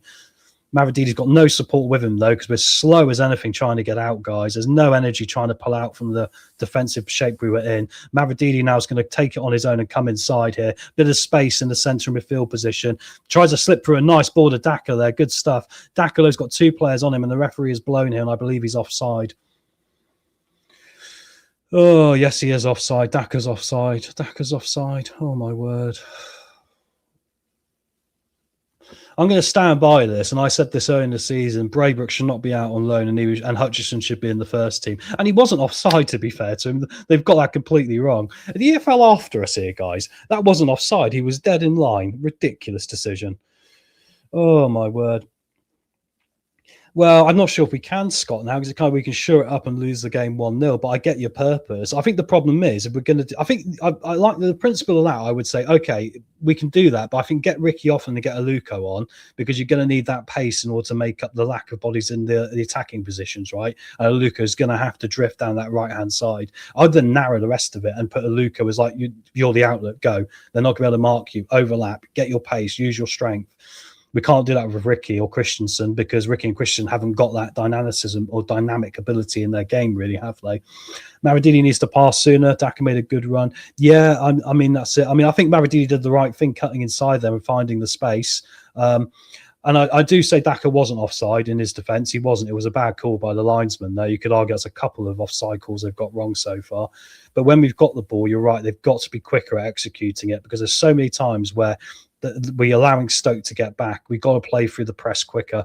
Here comes Stoke again on the near-hand side with Sorba Thomas, who's been everywhere for them. He is their key man. He's come back inside now like Mavididi would, and it's going to come back to Pearson here. Not that Pearson. He said the wrong Pearson.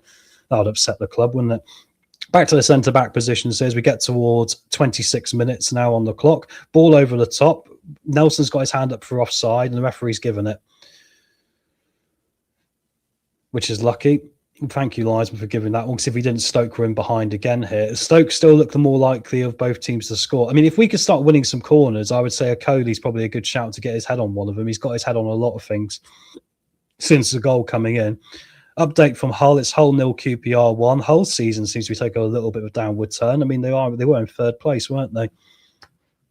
Back up towards halfway line here for Leicester. It's Skip and Winks. They were really, really close together as a two in the middle here. Back to Cody. He's going to ping it out here to Ricardo on the right-hand side. Ricky's not going too far forward here, which I like to see, because he will get himself caught out. Plays a nice 1-2 there. It comes through to Skip. Skip tries to play a through ball here to Mongo, who's not going to win the race. It's going to go out of play. Slightly sloppy again, guys. It was Daka, sorry. I do apologise. I saw the 2 on the back of the shirt. He was onside, yeah. He was, Jim, yeah. So like, I can't moan at Daka for that, because he was onside. If he did get caught offside there, we like when Elvis Hammond was here. Remember when Elvis DJ Hammond was here, and he would get caught offside because he'd be stood in the wrong position all the time. Goal kick to Stoke, disappointing, sloppy end ball again from Leicester. I think we're definitely going to need to see that formation change, Scott, at half time, mate. The more you've taught me into that one.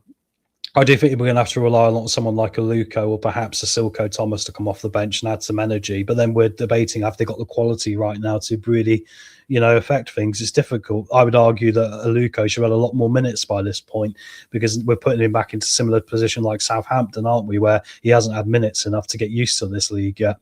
What a mess we are. Swansea 1, Bristol City 0. Swansea's home record continues by the looks of it. And, of course, Bristol City are up and down at the moment, aren't they? You don't know if they'll beat Hull away one week or get hammered at home the next. So, yeah, and it's the top scorer, Vipnik, for them. Long ball forward from Stoke now towards the halfway line. There'll be a backheel touch there, and they've got the fullbacks overlapping already. Here they come on the far side of the pitch, running at Ricardo. They seem to be targeting Ricardo more here, but Ricky's done a good job there reading that ball, sliding it out of play for a throwing. Opportunity on the long throw now. They're going to take it short instead. They don't like to go directly long into the box with their throws, I've noticed. They prefer to lay it off to the left back or the right back and do the deep cross into the box, which is interesting because we're not dealing well with those sort of balls at all. It's almost like we were not expecting them. Skip players got involved there with a 50-50 in the middle of the pitch, and it's going to be a free kick to Stoke halfway in our half. Skip looking frustrated at the decision here. And it was against Pearson, who's a big central midfielder. Yeah, just a little shove in the back there from Skip. A little bit of petulance coming into Leicester already, which is encouraging, right? Anyone been watching the Olympic ice hockey? That's been pretty good so far. America versus Canada tomorrow. That's going to be interesting. Last time they faced off in the Four Nations a year ago, there was 3 fights in 9 seconds. The Olympics doesn't like fighting in ice hockey. They've invited around the wrong people to their party, haven't they? Going to be a fascinating one, that. I'm excited for that. I love my ice hockey. It's a bit more pure than football nowadays, isn't it? Anyway, Leicester are lined up here with everyone back in a big deep line, including Daka. And we've got Mikasa back there. Stoke are going to play the ball in. It's going to get all the way to the back post. The header on it, it's off the crossbar, and it's gone wide. Wow. That was a let-off. Unfortunately, once again, we are terrible. The ball was played in. We had an offside line there. He was obviously onside, and it was midfielder Seko I'm going to see if he was here.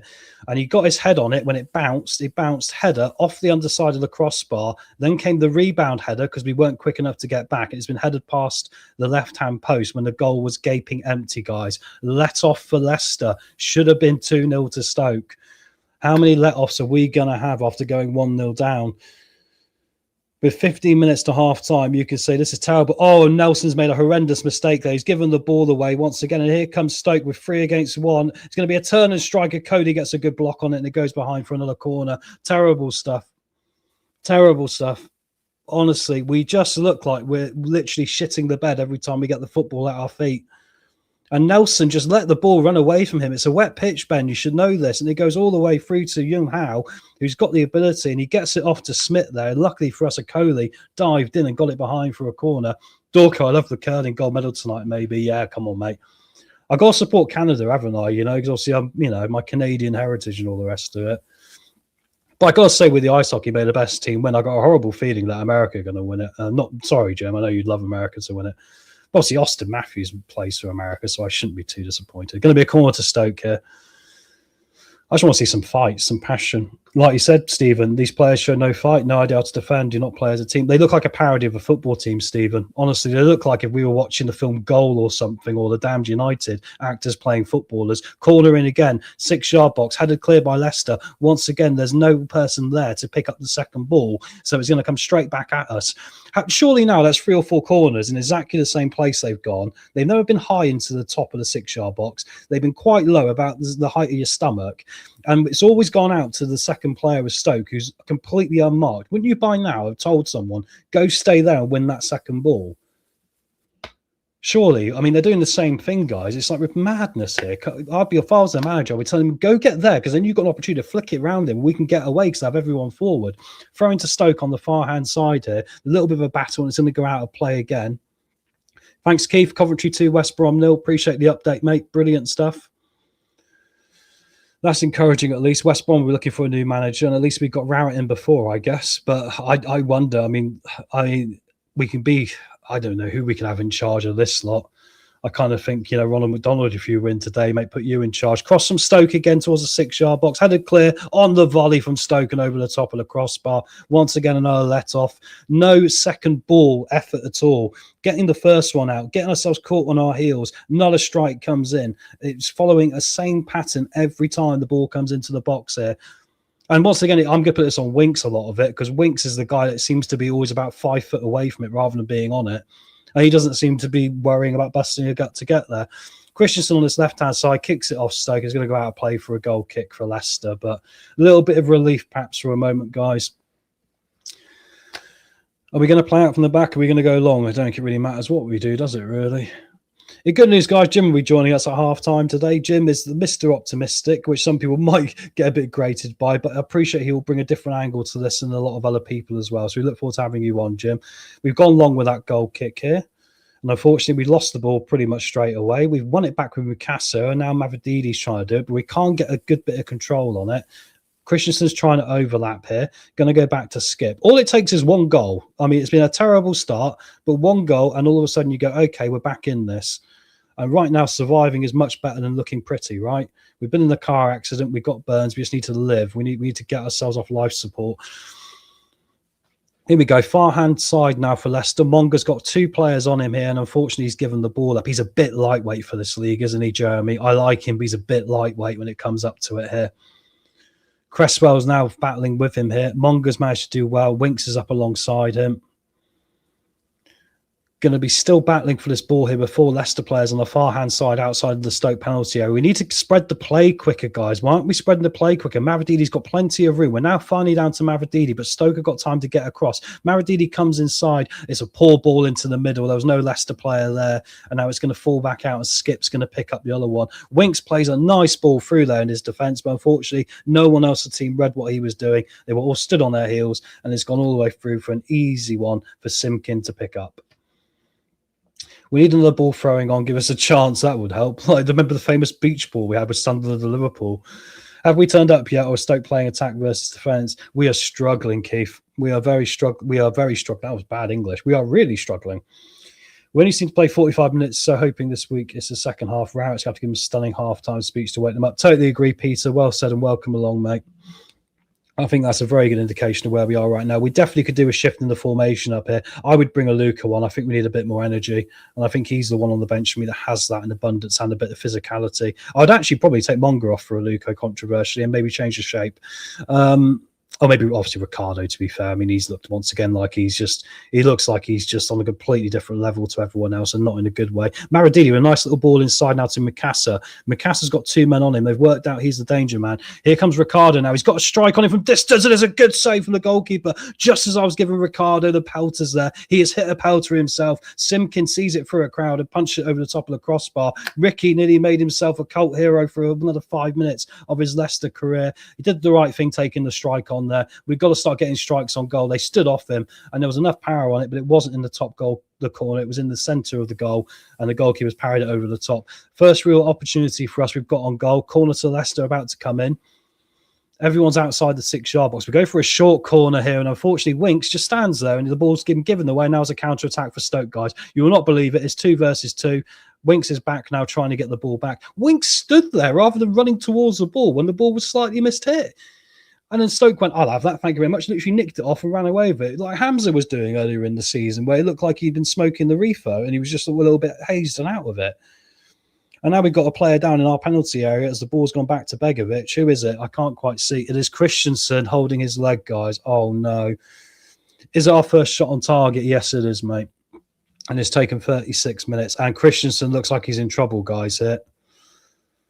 The fact he's just sat there holding his ankle and Cody's pointing over towards the bench, I think Christensen might be done, and it could get worse today yet, because I think that means we might be about to see Luke Thomas. Here come the physios. Apart from the shot we just had, Prashat, the only thing we've really done is dug a ball across the 6-yard box, and unfortunately we couldn't get on the end of it. I hate to be full of omens, but of course the last time we were relegated to League One, it happened at Stoke, didn't it? 0-0 draw, and of course they went to the Premier League and we went to League One. I remember that day. I remember, to be fair, I was bought a lot of drinks that day from a lot of strangers. So I was wearing my Leicester kit, and I think I had about 20 shots in the end because I got bought so many. Daka is earning twice my yearly wage today. Not even funny. The usage, yeah, Wiz Fox, welcome in, bud. Completely agree. I mean, you can say about a lot of the squad, can't you? I mean, like the fact that some of them are on the money they're on is just, it's ridiculous. And it causes you such a problem because if you're bringing in players who've got like no money, I mean, like Fataru's contract in comparison to these guys is less. I mean, how would you feel if your teammate was crap and being paid 3 times as much as you? In any workplace, it wouldn't work. I mean, it's completely rotten. The structure of the football club's completely ruined. It's terrible. Oh dear, we've just seen the goal again, guys, as they deal with the Christensen injury. Rowett's got all the players around him here barking out instructions, trying to get a grip on things here.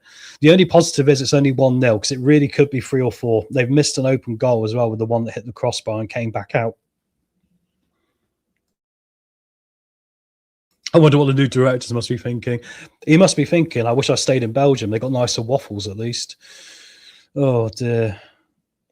Mark Roberts is talking to his team here. He's literally, you can see what he's saying. He's saying, flick it in, get it in, because he knows how weak we are on those things when you get the ball into the box, right? Christensen is being carried off here, guys. He's got an arm over him, and I think his day is done. That I'm worried that could be his season done. Luke Thomas coming on here. So change on 38 minutes for Leicester. Luke Thomas is on. Oh no. Oh no. And it looks to me that's a bad one for Christensen, I'm afraid. I wonder if that's the end of his season, the way he's walking. Interesting enough, Gary Rowett, when he was at Oxford, did play Nelson at left back a few times, just to throw that out there. I mean, but then you look at the bench and you go, what do you do? It's going to have to be Thomas or Aluko, or then you bring on Gray and put Nelson to left back. But Gray's never played in the back 2 with Okoli, has he? Because he's been from the academy. Goal kick from Leicester. Game's back underway. There'll be some added time now, probably about 3 or 4 minutes. Here come Leicester now. We've won the second ball. That's a rarity today. Maradini there got the ball stuck under his own feet and somehow kept it in play. But he's made that such hard work for Skip there. And now we're back and passing it back to our centre-backs again. Thank you very much, Jeff. Thank you, chat. Appreciate that. Like I say, the more we get, hopefully, the more chance Leicester have got of doing something today. There's going to be a ball forward from Leicester now. It's going to find Mukaso. He's got 4 Stoke players ahead of him, and there's been a little push there. The referee's not going to give it, and Stoke will now clear the ball towards halfway. Leicester here battling a bit better in the final third, at least. Daka there chasing down his man. Daka's not been running that much either. I mean, does it mean anything to these players? Yeah, I hope. Yeah, well said, Dorker. I hope he does as well. Look, you know, he's very much got pelters from the fan base this year, and like I say, he's part of it, but he's not all of it.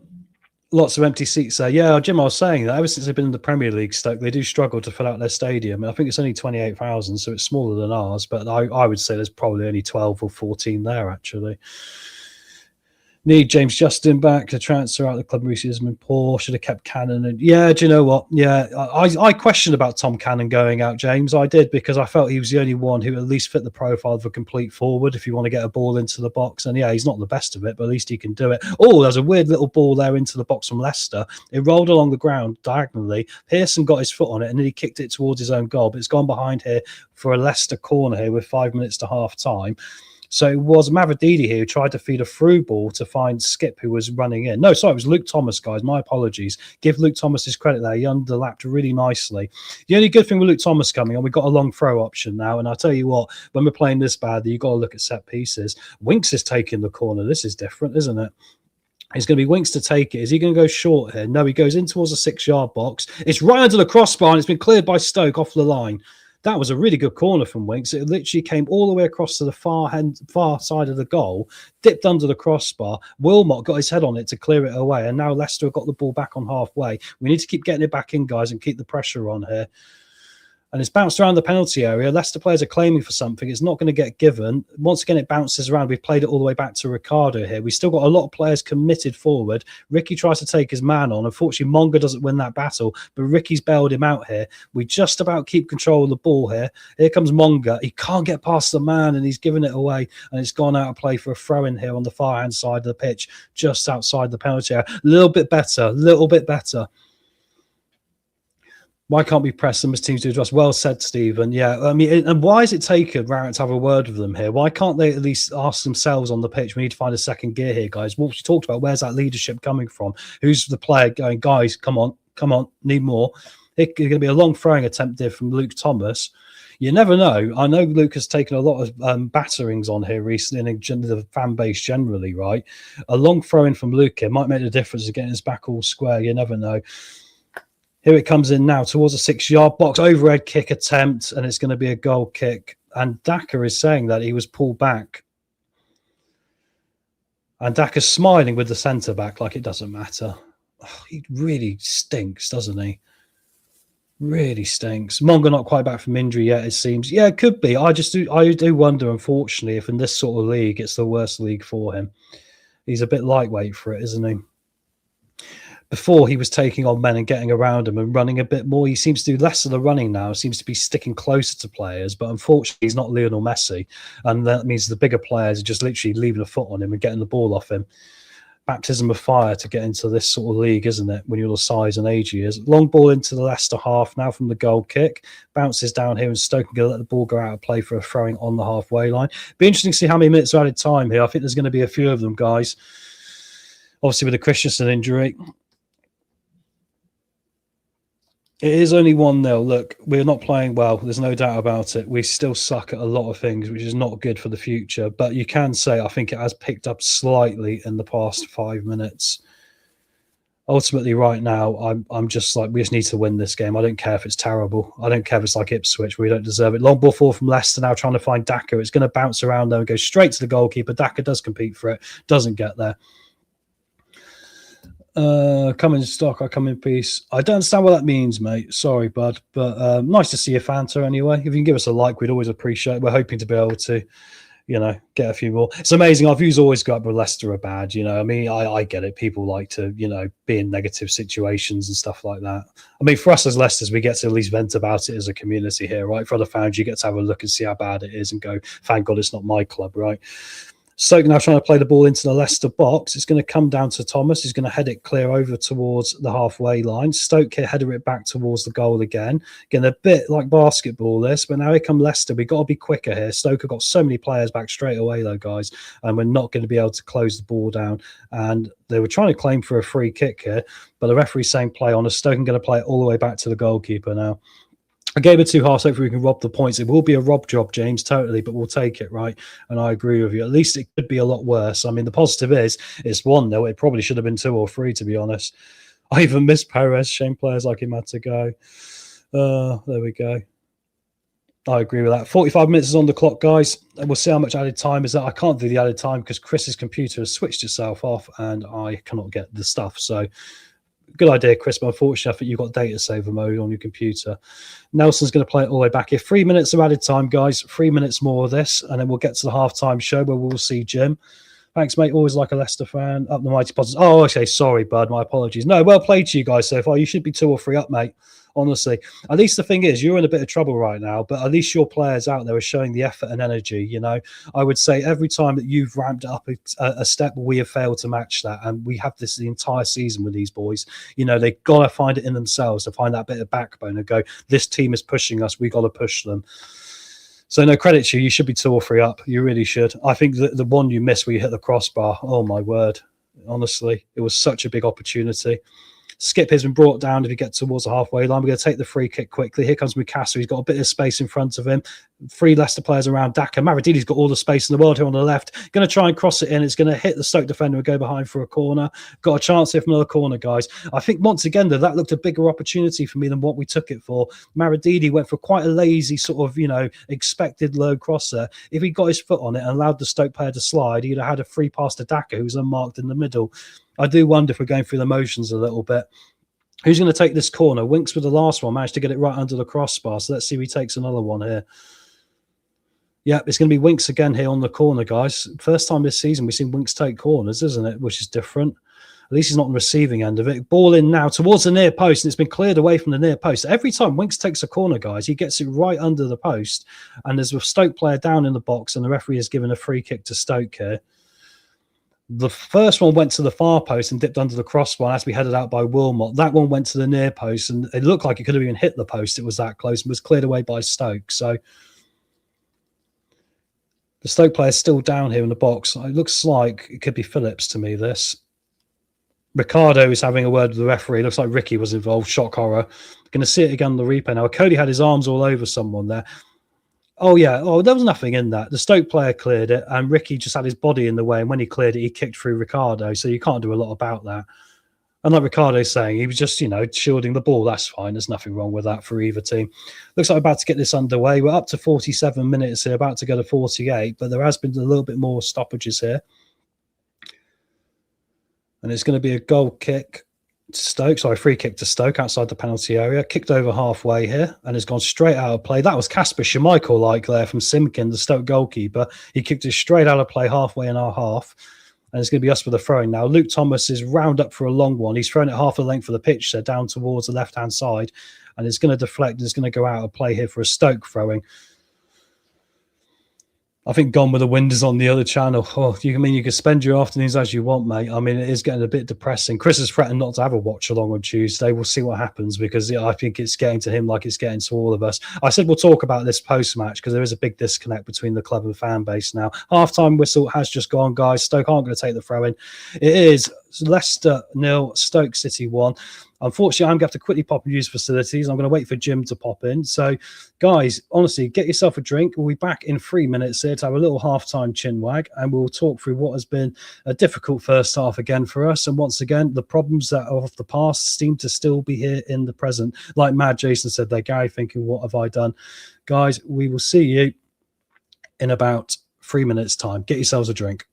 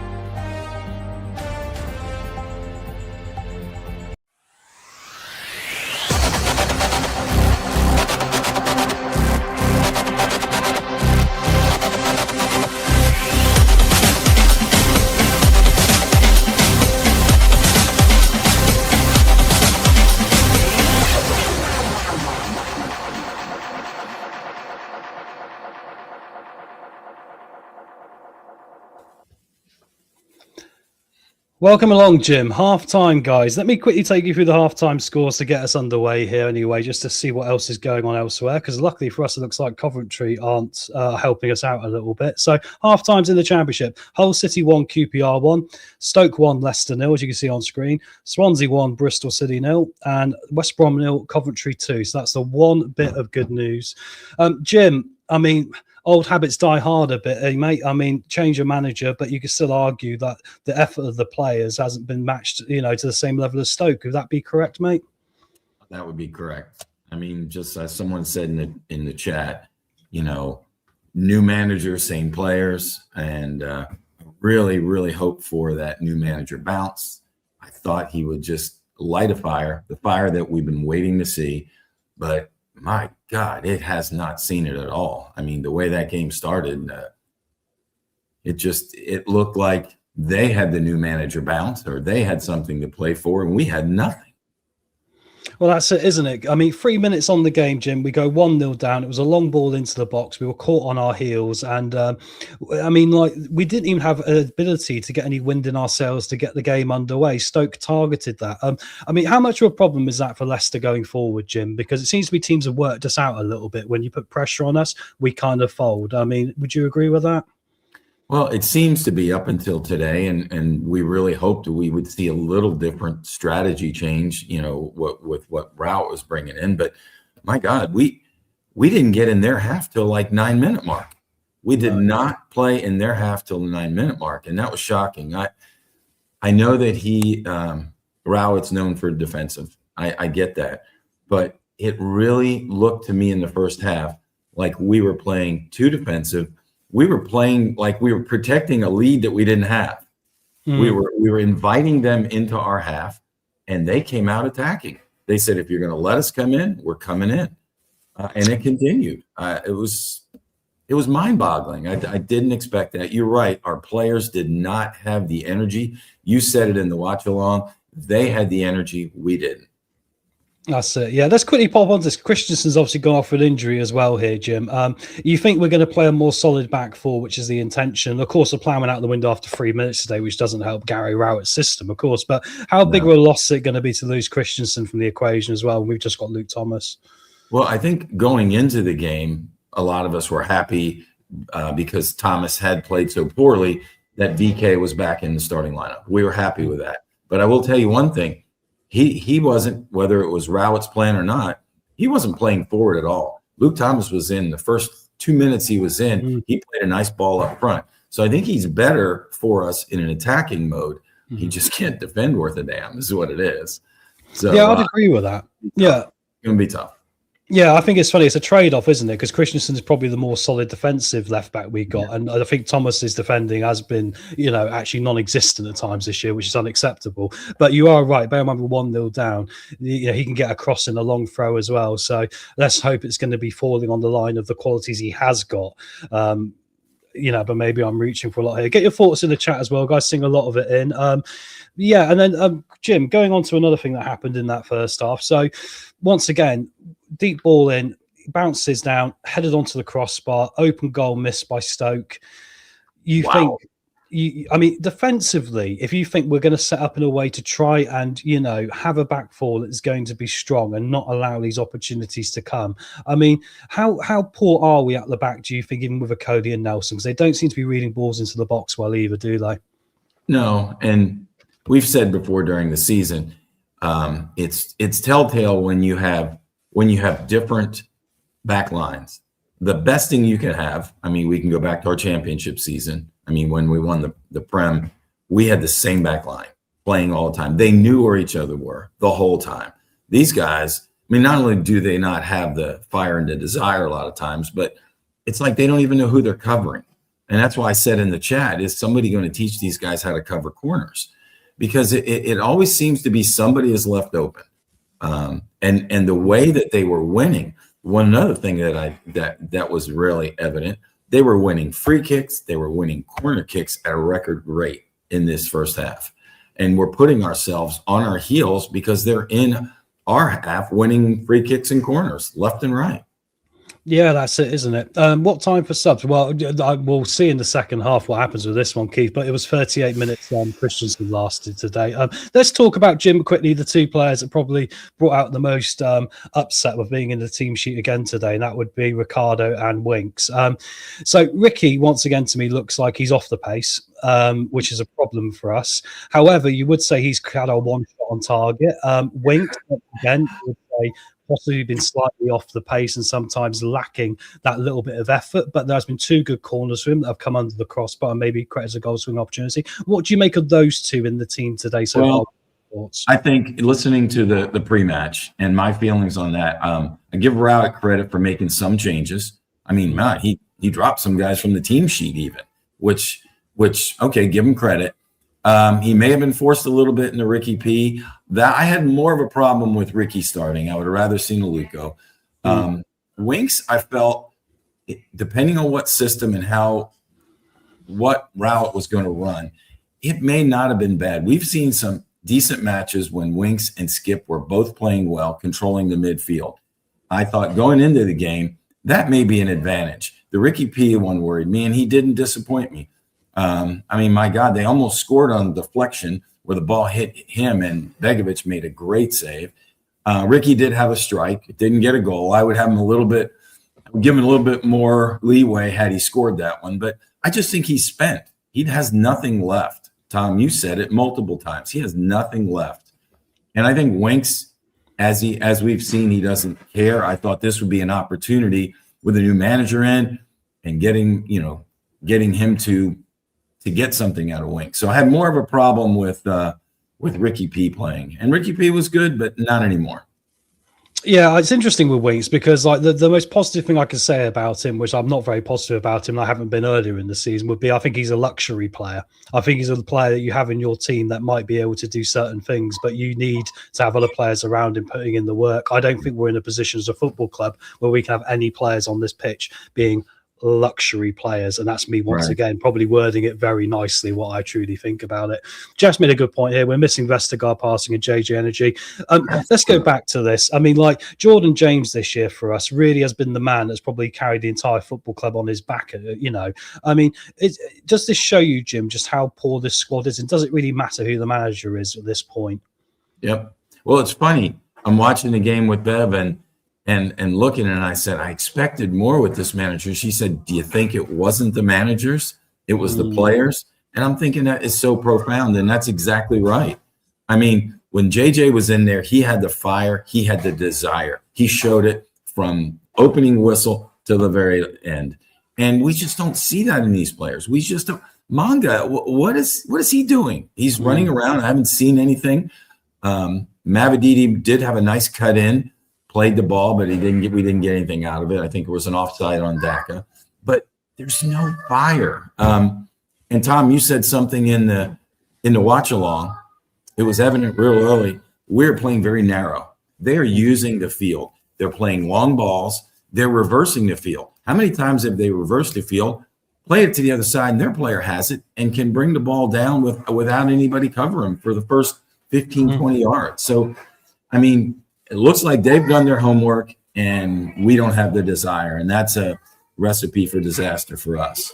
Yeah, I agree. I think the interesting thing about it is that, and I've talked a lot about formations, and I do think we probably want to change the formation second half to try and add a bit of vibrancy into it. But irrelevant to formations, like our ability to win a second ball is terrible. We're not quick enough out when it comes to any championship team this year, and I'm including probably Sheffield Wednesday in this. I think they actually make more of an effort to come out and win a second ball. When it comes to spreading the play when the game is narrow, we've seen Stoke many times in this spread the game quicker than we have done. There's been times Mavididi or Monga have been in space, and if we have spread the ball quickly, we've either overhit the ball or underhit the ball or put someone in a difficult position, or we haven't made that pass in the first place, and then the opportunity passes us by and Stoke have 4 or 5 players behind the ball. Let's talk about Mavididi. I'm a bit frustrated with him. I think he's done 1 or 2 things that I go, that was good, like cutting inside where there was space there and trying to create a channel through the middle. But then there was a chance towards the end of that half, Jim, where he gets played in and he just really goes for the easy, obvious ball, which is going to hit the centre-back across the 6-yard box, right? Do you think Mavrididi's almost like got to a point now where he's dropped tools a little bit, or he's finding he's had enough because he's gone from taking on 2 or 3 players and losing the ball to now just making the easiest pass possible? What's your thoughts on Mavrididi in this half? I think you're spot on. I think what we've seen today is what we've seen recently on him. I think they've all lost that I don't know if I'd say it's confidence, desire, fire, whatever. I mean, he's one of them. I mean, he's certainly got the one-on-one ability. And like you said, we criticized him early on not passing the ball, on trying to do too much. Now he's not even doing that. So I think they're just – I really thought the new manager would at least put that fire and get at least something out of him, and apparently not so much. No, it does make you think that he's probably, because he was saying it in the press conference that we needed to put more energy into the game, and he said on the outside before he became Leicester manager on the podcast what he saw was wrong with the club, right? And I think he nailed it on the head. Good question from Keith. Do you think we'll see Richards? Quickly before we get into the second half here, Jim, what change would you make if you could be manager for this one? What changes? Well, I mean, certainly they had a little spark at the end when he gathered them together. Unfortunately, it was when VK was injured. He's got a light one at halftime under the rest. And then I'd like to see Richard up front, Aluko, and let's pull something out. I mean, I still have 2-1 Leicester in the prediction league, so that still can be on. So let's go Foxes. Yeah, well, I went for a 1-1, and maybe I should go for the prediction league, but we need the 3 points, so I'll take the 2-1 to Leicester. I'm hoping we'll see Daka coming off for Richards, I agree, because I don't think Daka's actually, once again, really shown. He was laughing with their centre-back, wasn't he? And also, I'd like to see a Luke on for Ricardo for the energy. Jim, second half's getting underway, mate. I'll let you go. I will see you at full time, mate, and thank you very much for your thoughts there. See you, bud. Cheers, Thank mate. you. Hang in there. We'll do it. Second half is starting, guys. So let me just do this. Let me just get everything back to normal. And let's hope for some positive energy for the second half. Right, let me get the right screen here. No, that's the wrong one, isn't it? That'll do. So second half underway, guys. Oh, let's see how this one goes, shall we? We are now kicking, obviously, from right to left. Switching it over, just going to remove that there. And let's see, no changes at half time. Ball played into the box for Leicester here as we're 30 seconds in. It's been laid off now to Monga, who's got support up here with 3 players in the box. Back to Winks, though. We're a bit afraid of getting the ball in here. Ricardo's added some width here to join the attacking unit. Ricky's now gone inside. He's pretty much the most forward person on the pitch. Monga's once again trying to take on 2 or 3 players here, getting into a scrap. He does keep possession that time. And now Winks will play a low cross. Unfortunately, it's backheeled out by Stoke. We've got to get off to a good start in this second half. You could argue it's been a let-off so far, the fact we're only 1-0 down. And here comes Stoke on a counter-attack, as I say that. There is all the space of England here for Sorba Thomas on the far-hand side. Skips chasing all the way back, and actually he's got back ahead of Luke Thomas there and kicked the ball out of play, and it's going to be a throw into Stoke just outside our penalty area. This is the problem now, because we're going to have to commit more going forward if we're going to find a way to score a goal. It is going to leave Stoke the opportunities to be able to come forward here. Definitely to see Silko, Richards and Wanyas bring on to really press Stoke. I'd agree with that. I think energy is going to be key to this one, Scott. I just put the skip at left full. I'd be on a Ruben. Yeah, why not? I mean, Thomas has only just come on, Jason, but I get your point there entirely, but it is a little bit like it, isn't it? Frustrating stuff, frustrating times. Anyway, we will see here. Left back, yeah. I mean, Skip's played quite well when he's gone into left back before this season, hasn't he? Really? You could argue he's actually done better than what you'd suspect. Just having a slight problem with my internet connection. Isn't that always the way here, guys? Hopefully it will catch up in a minute here. Positive stuff. Let's hope we get some sort of miracle here in order to be able to get us over this. Sorba Thomas is going to take the long throw here. You might be slightly ahead of me now, so no spoilers, please, guys. Here comes Sorba Thomas. He's going to throw it into the box. It's going to go towards the 6-yard box. The Leicester player has hit the deck, and it's going to be a free kick to Leicester. We'll take that. Phillips has pushed him over there. Okoli's having a laugh with him. I do look at this group and wonder if they're taking it as seriously as they should either, right? Going to be played out from the back here by Begovic from the free kick on the 6-yard box. Is going to go across to Nelson and now down to Okoli. Okoli stretches the ball forward here. Doesn't have a pass. Some plays it down to Ricardo. We seem very nervous to give the ball away as well. We almost a little bit in our own heads here. I think at this point, you've got to get into the action. If you give the ball away, you've got to show the passion to win it back. Poor first touch from Ben Nelson again for the second time this game. That's twice now the ball's rolled in front of him. Because of the wetness of the pitch, he's misjudged it. And it's going to come all the way back to Begovic again. He's going to have to go long. So we're trying to play out from the back and we're having to go long because we can't do it. So it's a bit counterproductive and wasteful, really, isn't it? Ball's up towards the halfway line now. And then we come over halfway. It's going to be a pass from Winks all the way down to Ricardo. I mean, Winks' passing has been good in this. I still wish he put more effort in.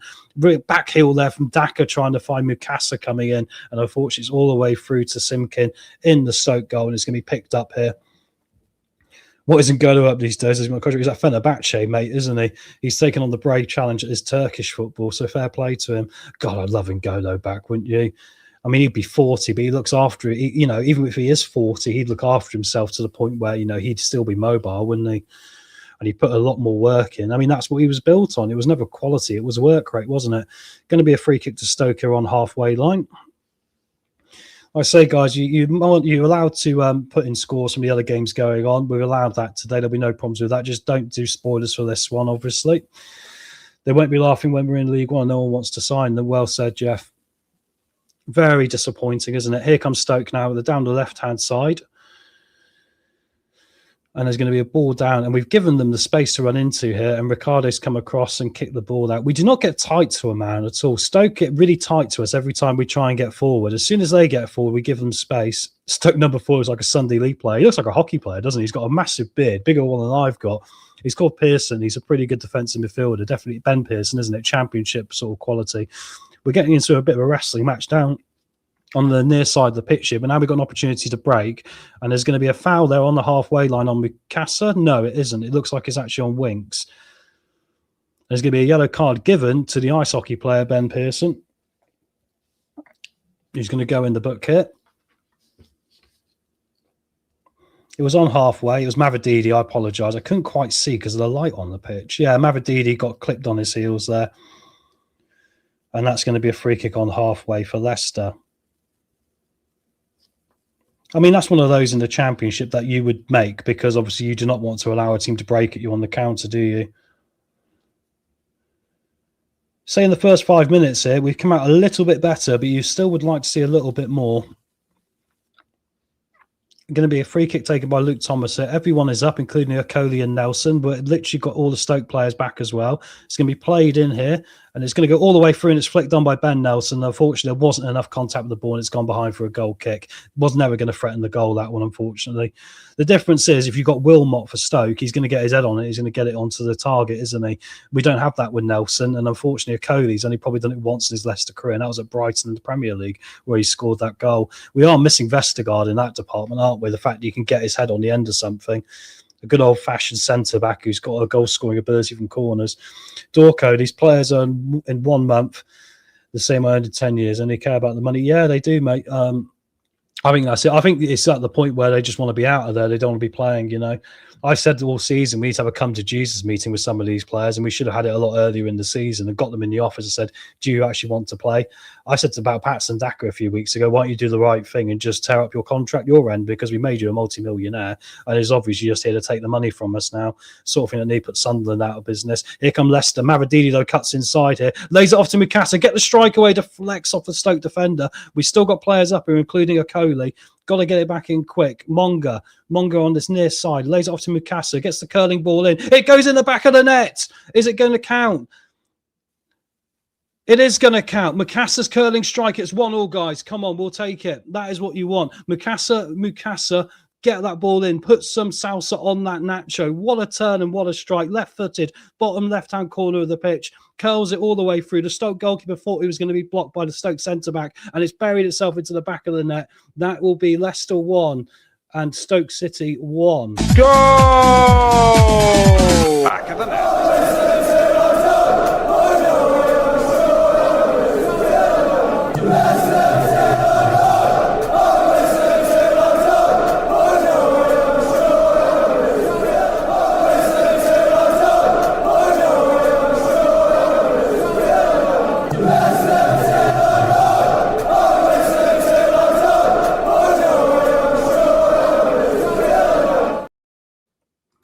Well said, Jim. Just divine. We will take it. We've got the equaliser, and now it's a fresh game. Well said, Wiz Fox. I don't think any of us saw that coming, but I've always felt if it was going to be anyone today, it was going to be Mikasa, and he finally got given a bit of space there, and Stoke switched off, and he's put it in the back of net. It could have taken a deflection off the head of the Stoke City defender, but the ball where it was causing the problem. But here comes Stoke now, guys, straight away inside our penalty area in the bottom corner here. Going to be played out, and there's going to be a strike from distance. It's deflected across, and it's been kicked behind the goal. Oh, it was nearly 2-1 Stoke straight away. Typical Leicester. And it was Smith, their new signing, who's coming in January from Go Ahead Eagles. Lucky that wasn't the go-ahead goal for us. Wow, this game has opened up now, guys. That has really put a fire under Stoke. It was a nice ball in, actually. I think it was from Jin Howe here outside the penalty area. He flicked it over. There was no Leicester players marking him. Skip was there. Thomas, once again, just drifted away and did not get anywhere near him. Thomas was so narrow there. He's the last player on that left-hand side. There was 2 Stoke players unmarked beside him on the 6-yard box. Luckily for us, he hit it first time and put it past the post rather than into the bottom corner. The goalkeeper would have had no chance. Long ball forward from Leicester now. It's going to go all the way through to the goalkeeper. The game has woken up, but we'll take it. 1-1. Come on, Leicester. We just need to get a win. It doesn't have to be pretty. That's it. Thank you, Scott. Well said, mate. Yeah, hit that like button, guys. I did joke you. The more likes we get, the more chance Leicester have got of winning, and maybe that is going to work. And that's a better start for the second half. Well said, Jeff. And come on, Foxes, 3 more goals. Prashant, you were brilliant, mate. Always lovely to see you in, bud. Hope you're doing well. Come on, Leicester. Let's do this. 53 minutes on the clock now. We are all back square, and there is still a game of football to be played here. What we need to see now is that extra energy we've been talking about. And it looks like Stoke here are going to make a change. It's Nzonzi coming on. So the guy who missed the penalty for Sevilla, and he's replaced the yellow-carded Pearson, guys. So they're replacing a yellow card. I think they appreciate now they're in a bit of a game here all of a sudden. And Nzonzi on, Pearson off. He's got an impressive beard. He looks like a Viking. Well said, Jim. Pressure them. Well said, George. Go Foxes. Come on, Leicester. And it's down towards their goal now. And it's going to be cleared out. Sorry, it's down towards our goal. I was getting confused what half we were playing in. Here comes Stoke. We've got everyone back behind the ball here, apart from Patson Daka. Once again, allowing a bit too much room here. Good interception there, though, from Nelson, I believe. Or no, it was Winks. And Winks has given it up. Nope. And Monga's going to pull it away now. We have got an opportunity for a counter. Go quick, Jeremy. Do not slow the ball up. Holds the ball up and gives it away on halfway. What are we saying about playing through the transition quicker? There was 2 Leicester players, Mavididi and Daka there, who had options to play a ball through quickly against Stoke's back 3. He didn't take it. He held it up and went for the pretty ball. Did a little spin and gave it up on halfway. I think we should bring Monga off here for Richards and just try and add someone who's going to be a bit more direct. Now Monga's trying to shield out Stoke on halfway, and the referee has given playing advantage here because there was a little foul for Stoke in there somewhere, all the way back to the Stoke goalkeeper. And now Stoke are going to go long here over the top, and it's going to go all the way through to Begovic. Well read there. Hey, Ben, how are you, mate? Yes, get in there. I told you, Chris and Tom, I have faith. This is a turnaround for the club. For some same reason, I said final score will be 3-1. Come on, you Foxes. Well said, mate. Well said, mate. Honestly. Hey, look, it hasn't been pretty in the first half. I mean, Begovic has made a couple of good saves. They've missed an open goal as well. But you make your own luck in life. I've said this on so many occasions. And to be 1-0 is a great one. Paul, our last watch having a heart attack. She's not used to me cheering these days. Oh, bless her, mate. I think like all of us, I mean, my nephew's become a Leicester fan, really, pretty much. He wants the Leicester kit and all the rest of it. I'm like, kid, your dad supports Tottenham. Can it be much worse? I suppose it is Tottenham, I suppose. But there we go. Winks is crap, full stop. I tell you what, he's annoying, Stephen, isn't he? Because I tell you what annoys me about him is that his passing can be good, his vision can be good, his attitude and work rate is lazy. And if he added that, he could actually probably be in a top 10 Premier League team. Scott, be interesting if Page comes in, who McCassell, one of Winks will skip. Yeah, Page can move the ball quite well, can't he? I mean, that's going to be an interesting one. And thanks, Jim, there, great call. All from Mavididi, I'd agree. I think get Richards on soon to be a good idea. Stoke play a long ball forward now. Going to be headed down by Ricardo here. And it's going to bounce around in the centre of the pitch. This game is going to open up now because both teams really need 3 points. Poor pass forward there from Winks, unfortunately. Me talking about his passing is pretty good on times, yeah. But there we go. We're still not getting value for money with Winks. You know, I mean, you could pay him, a lot less than this and still argue you weren't. Sorba Thomas here on the far-hand side. He's going to be the guy they're going to target now because he's got Luke Thomas on his side. He gets the ball across and it's hit Luke Thomas there, deflected behind for a Stoke corner. Sun is going to be a bit of a problem in the second half. The sun is beaming down here. I don't know if the goalkeepers might need a baseball cap at certain parts of the pitch because it does look a little bit bright to me. Still only the one change for Leicester here. I would imagine we want to make a change in a minute here because we're obviously in the position where it is coming up to 60 minutes gone in this one.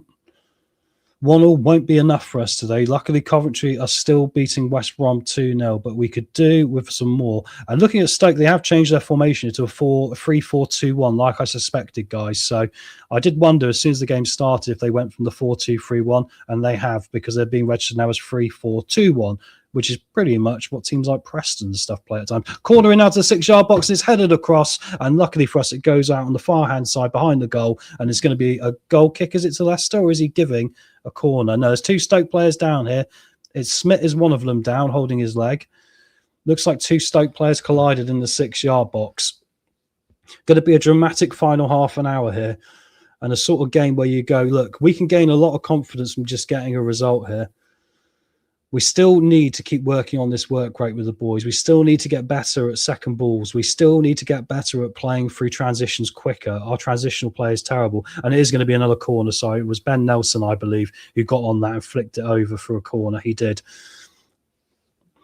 So the corner's going to come in from the opposite side of the minute. We're just dealing with the two Stoke players down. That will add some added time onto the end of this, won't it? Right, everyone's pushing each other in the 6-yard box here. The corner's going to come in now. And it's come all the way through. Begovic has got a punch on it. It's going to fall outside the penalty area. It's a miss hit on the volley, luckily, and it spooned itself in towards the penalty spot. Leicester are going to head it clear now. We've got to try and find an outlet here, guys, quickly, because they've got everyone forward. Stoke are in two minds whether to stay up on the pitch here or get back. There's Nelson now playing the head tennis, and it's headed down towards Mavididi on the left-hand side. And it's going to stay in play, is it? It's going to be kicked all the way down the pitch there by Luke Thomas. And out of his penalty area is the goalkeeper for Stoke, who is Simkin. And now Stoke are going to regroup with their three at the back here. And Zonzi's going to come back and try and be an outlet for them. Come on, guys. Don't forget to hit that like button. It really has helped us so far in getting us back to 1-1. Come on, Leicester. Let's do this. It's not been pretty. We want 3 points. Then we want Rowett to give them a rocket at full time to get them working a bit harder. Stoke trying to play out here, and we've lost the ball. And now here comes Mavididi. And he's going to come inside. And it's going to be up here to Mukasa, who's everywhere in this game. He's coming across either side. He's got some good ability with the ball at his feet. The difference between him and Monga is he's a lot physically more rounded, right? He's a better physical player. Monga's still looking a bit like he's out to sea a bit here as he plays a pretty loose pass here, but Ricardo's going to pick the ball up. Now back to Monga. We've got them hemmed back in here a little bit, but we are playing backwards again. We do love to play backwards, don't we? Here's Winks now. He's going to try and play it forward to Ricardo. Ricardo's in a bit of a battle royal here with the Stoke midfielder, and the referee looked like he'd blown there. All the players stopped, but now he's saying, no, I didn't blow, so they're going to carry on. Back across the back four here for Leicester, all the way up the top to Luke Thomas again. Need Luke Thomas to drive forward here. He's defensively terrible anyway. He might as well commit to the forward part. Here comes Mavididi trying to take on two players. He's going to cut inside. Is he going to get the strike away? He tries to dink through a clever little ball, but unfortunately his mishit of his passing today, again from Mavididi, has been terrible, and Mikasa can't pick that one up, and he's gone out of play for a Stoke goal kick. Good to see Rowett and King confirming. Well said, mate. What do the stats look like? I'll let you know in 1 second there, Prashan. I haven't got it loaded up on my screen, but I can let you know straight away. Let's get to the match stats as we've got a goal kick coming up for Stoke. So far, possession 47% for Stoke, 52% for Leicester, or 53%. For XG, they're at 0.68. We're at 0.28, which is a Rowett team, isn't it? It really is. For shots, they've had 8, we've had 6, and both have had 2 on target. Total touches in the opposition box, 14 for Stoke and 6 for Leicester. And you'd argue so far that we've had a bit more possession, a lot less XG, but we've been a bit more clinical, which kind of sums up the game so far. And well said, Dino, looking much better second half. I think so. I still think we could do more. I still think now's the time for some fresh legs here. I think maybe Ricardo off for Aluko, get that position sewn up here, because I think our ability to get down these flanks and add some width, if they're going to narrow up, is going to be really key for us getting a goal. We're trying to play out now from the back, and unfortunately Stoke have won that back in our half. Going to be a dramatic final half an hour here. Could really, really sort our season, this, couldn't it? Cheers, Prashat. No worries, bud. Always good to remind me, mate, because I've got to try and insert that. I try and balance out doing a bit of the commentary, or, the watch-along element versus interacting with you guys. And, we're trying to do many things here at once. Left-hand side now for Stoke, down the near-hand side. And they've got 2 players down here exchanging possession. It's going to be played down. Nelson's come all the way down here and kicked it out of play. And it's going to be a throwing to Stoke, down outside our penalty area. Monga doesn't look happy. It doesn't look like it's a sort of football he's going to excel in, does it, Matt Jason?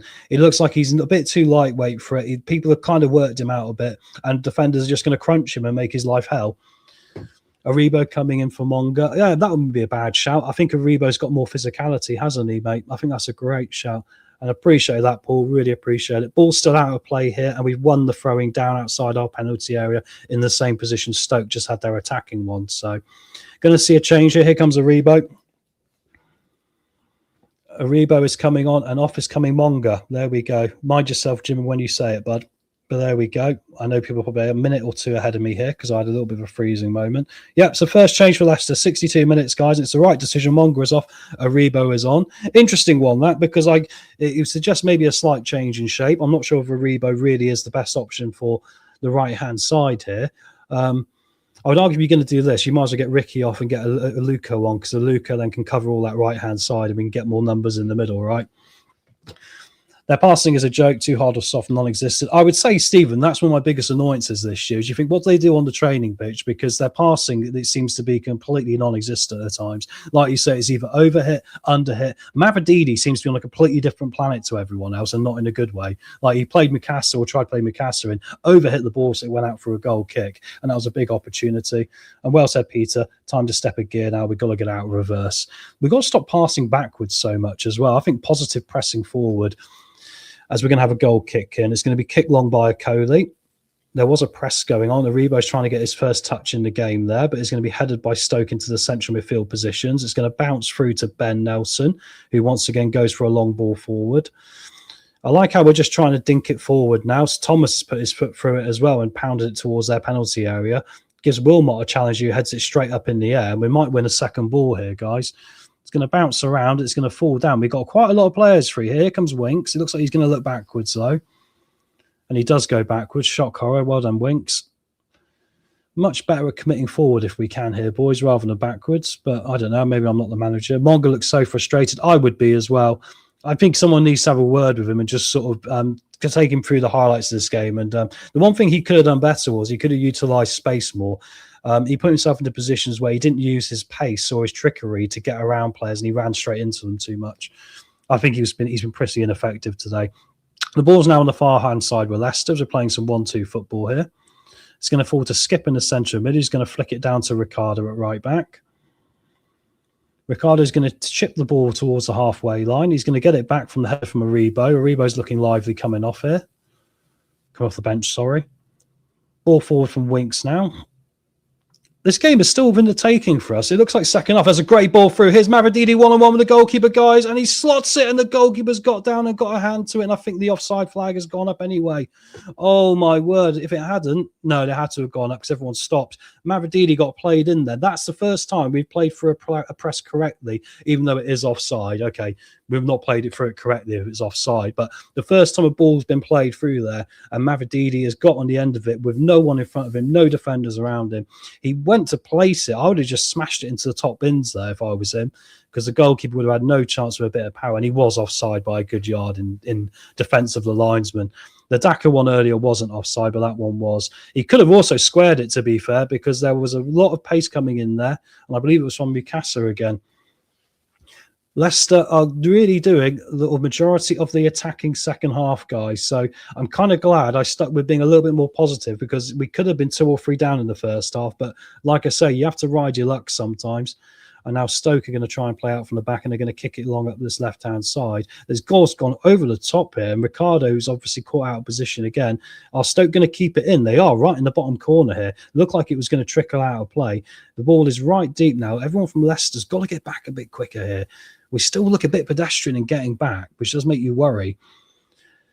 Here comes Stoke coming across into the centre mid now, and Zonzi is going to play it up to the right-hand side. Stoke have got everyone forward apart from one centre-back in on the halfway line here. There's some good pressing going on here from Luke Thomas.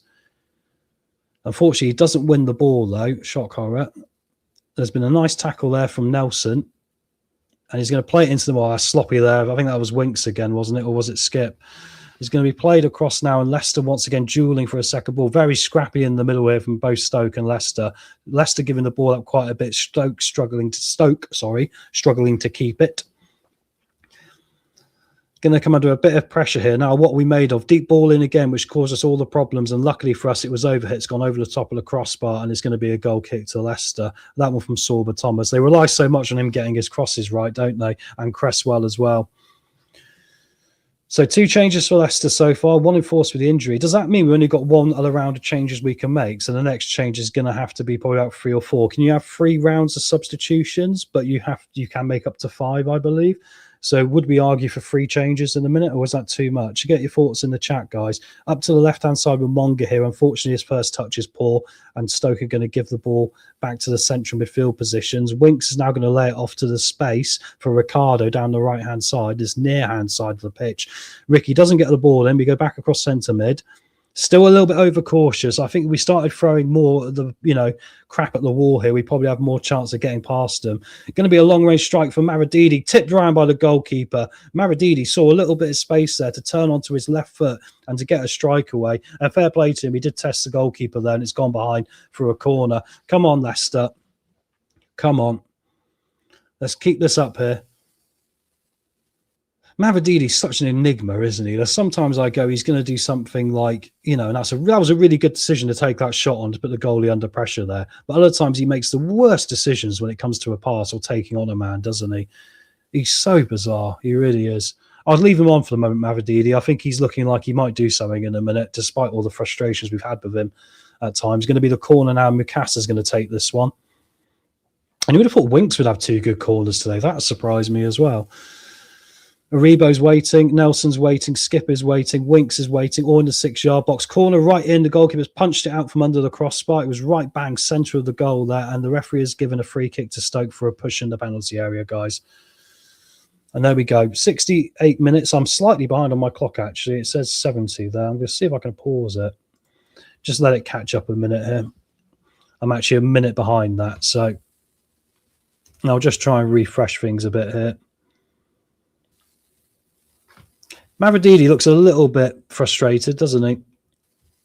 Oh, that's good. All I've done by refreshing it has actually gone back in time, so that's going to make things more complicated. Thank you very much, Internet. We need fresh legs. Well said, Jim. Well said. Sorry, guys, I will be a minute behind you now. Unfortunately, it's because I've got too many things running on my Internet. It's my fault entirely. But I appreciate you sticking with us here. And once again, please you hit that like button. We'd like to get as many as we can. It always does the channel well. And thank you for your support. We've got 87 of you in today. We've had a lot of you join us recently. And welcome to Leicester Till I Die in our community. Just going to quickly see the corner again now. It was a real good bit of positioning from the corner. We're getting it into the dangerous spots. I'm just going to hold on, setting the clock going again here. And you can see the push that happened there, which gave that one up. I think he was a bit protected there, the goalkeeper, to be completely honest. I wonder how many changes he will make next time, because he's got to make more than one, surely, if that's the last round of changes you can make, right? Anyway, we are back up to where we should be, and the ball is in the Leicester half here as we're battling with it. We've got Skip there, we've got Ricardo, we've got Aribo. We need strong midfielders and defenders. Well said, George. Well said, bud. Trying to come down this near-hand side again here now. And now my clock is slightly behind. I'm actually on 72 minutes. Isn't that typical? All from trying to do the right thing. Going to be a throwing into Leicester. Just inside their half. Stoke looking slightly worried now. We've put them under a bit of pressure. I do agree with you, Jim, about needing the fresh legs here. Here's Mukasa. I think Mukasa's had a good game as again. He does look like he's the sort of guy that can lift us. Him and Jordan James in the midfield would be really good for us. We just hope that Jordan James can get back. The fitter, the quicker, the better, sorry. Ball's spread up here to the far-hand side for Leicester. It's going to go out of play, though, sadly, because it was slightly overhit, and it's going to be a throw-in to Stoke, I believe. Going to be a fascinating final 20 minutes here, guys. Fascinating final 20 minutes in this game. As Stoke are going to take this throwing now. And Sorba Thomas has just gone in the book as I say this. Something's happened.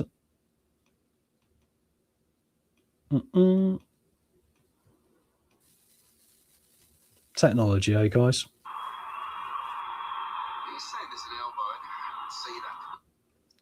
Luke Thomas has gone in the book here as well. Apparently there was a little bit of afters that. That was actually a little bit earlier. I do apologise. I've missed a little bit of the action there, haven't I?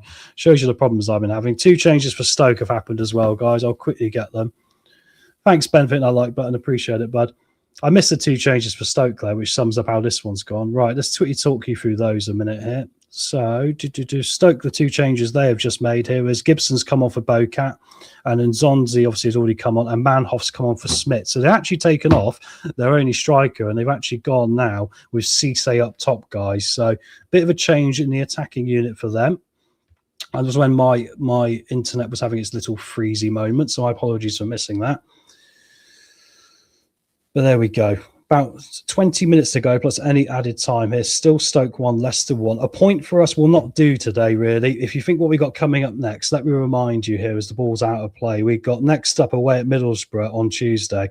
We've then got a trip. Oh, sorry, we're back at home against Norwich, who are obviously in big form. Then we're going to play the other East Anglian team away, Ipswich. And then we've got Bristol City at home and QPR at home. Of course, QPR, didn't forget, utterly smashed us at Loftus Road, didn't they? They had an incredibly good game. So you'd argue 3 points is a must today. If we can just get the job done, that's all that matters here. Going to be back with Begovic now. He's going to roll it out to Okoli. What's Okoli going to do? Is he going to go long or play out from the back again?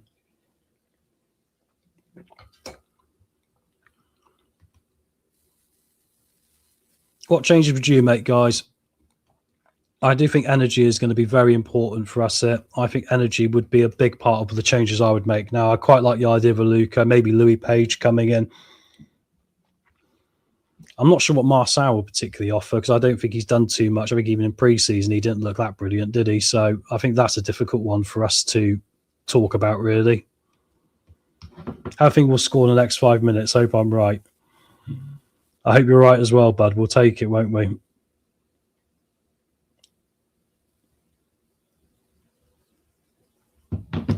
Still the ball bouncing around here. Just trying to sort myself out a bit with all the challenges I've been having. I hope Chris is having a nice time with his family today. Anyway, ball's bouncing around. It's going to come up the left-hand side here for Leicester. Cleared out by Stoke, and it's going to go behind for a Leicester throw. Good opportunity from Luke Thomas to shove one in here.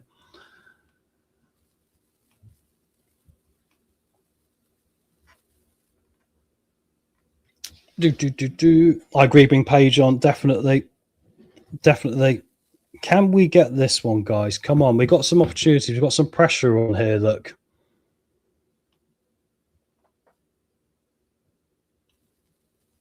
Stoke look like they're a little bit fed up of us here in the second half. I'm not going to lie. Look like they've had a little bit of enough of Leicester coming on to them here. Going to be a long throw from Luke Thomas. I have got problems with my internet, guys. So please, if anything has happened, don't say anything. Going to be coming forward now from Thomas. He's going to go long towards the box. Oh, this is really doing my head in now. Technology, mate. Honestly, it's terrible, isn't it?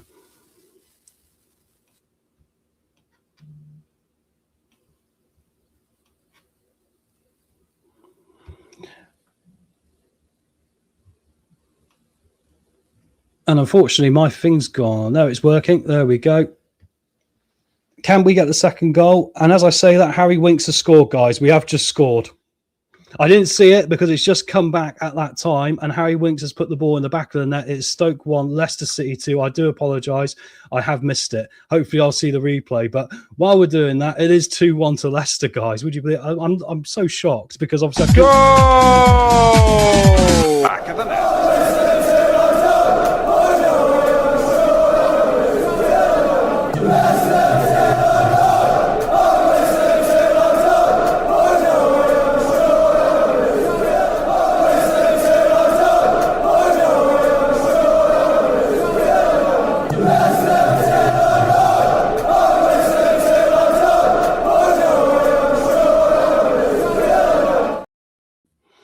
And there we go, guys. It is confirmed. Lovely goal. Smashed in there, honestly. 2-1 to Leicester. And here's how I did miss the goal.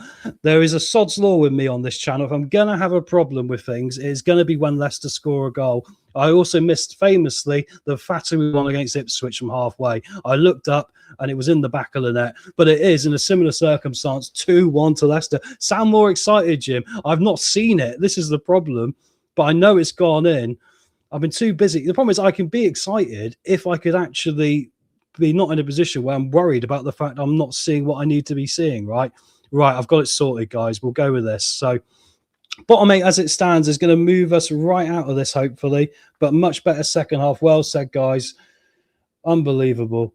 Yes, we scored. I missed it as well. I think everyone missed that. And here comes Stoke now. I'm back online, guys. It's because I had too much going. I was checking my phone. I've just disconnected my phone from the internet.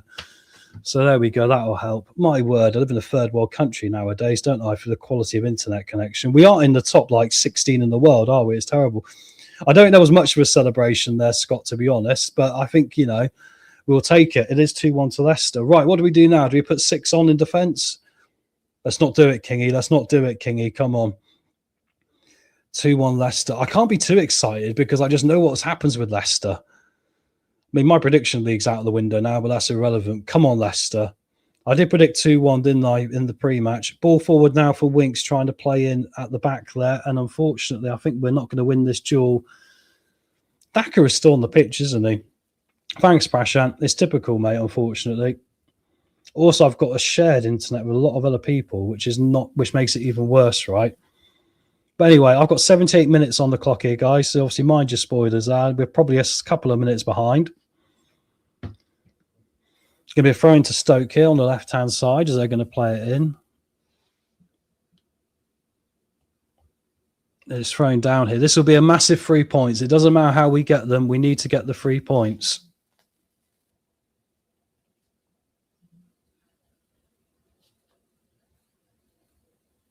Unbelievable stuff. Unbelievable stuff here. I think you could say we've been better in the second half. Stoke here making a change, and it's going to be off for them, number 10, who is Jun Hao, and it's going to be, by the looks of it, Arak Saki coming on, number 21, who's got a bit of vibrancy and is a good winger option for them. So that is a big change for them as we get into this. Final 10 minutes, guys. Can we hold on for what will be our first win in a long time, it feels like, doesn't it? Was the last time we won the league against Ipswich, or am I wrong? It does feel that long, doesn't it? I can't even remember, guys. It's been that long, which is a terrible thing to admit, but it does feel like an eternity since we won a football match, doesn't it? And the bad news for Stoke continues because obviously they are looking in a position where they need to start winning because they're getting dragged into something here, aren't they? Winks did a huge celebration. That's good to hear. I didn't quite see it, I must confess, so thank you for that, Helen. I'm guessing that could be sarcastic as well because we know what he's like. I mean, he's fed up on the club and we're fed up with him, really, isn't it? But if he can do a professional job, I mean, this is it, right? I mean, ultimately, he's going at the end of the season. I'd like him to end his story here being part of the solution rather than being part of the problem, right? That would be important. 2 weeks ago, I had to do a presentation because the lights went out. Yeah, it's terrible, mate, isn't it? Honestly, 10 minutes to go here anyway, guys. I think the best form of defence for us will still be trying to get through and get another goal here to try and win this one by 3-1 if we can. Stoke have got some threats. Well said, Dino. Come on, Leicester. Unbelievable.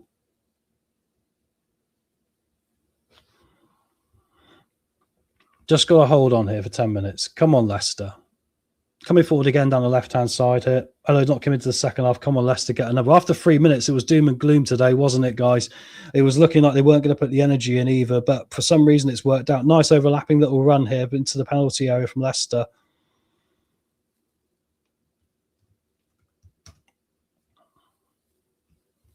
Anyway. I kind of feel like I'm a jinx. I kind of don't want to say anything. Do you know what I mean? You get to that point where you kind of feel like if you say something, it could get a lot worse. The curse of the commentator and all the rest of it, right? I'm just hoping the curse of the commentator isn't going to apply for me today on this one. Didn't seem like it. He seemed really excited. The whole team mobbed him. Oh, good. That's good. I'm glad. I'm glad to hear that. I just never know with Winks. Do you know what I mean? Just never know at all. Here we come, left-hand side again here.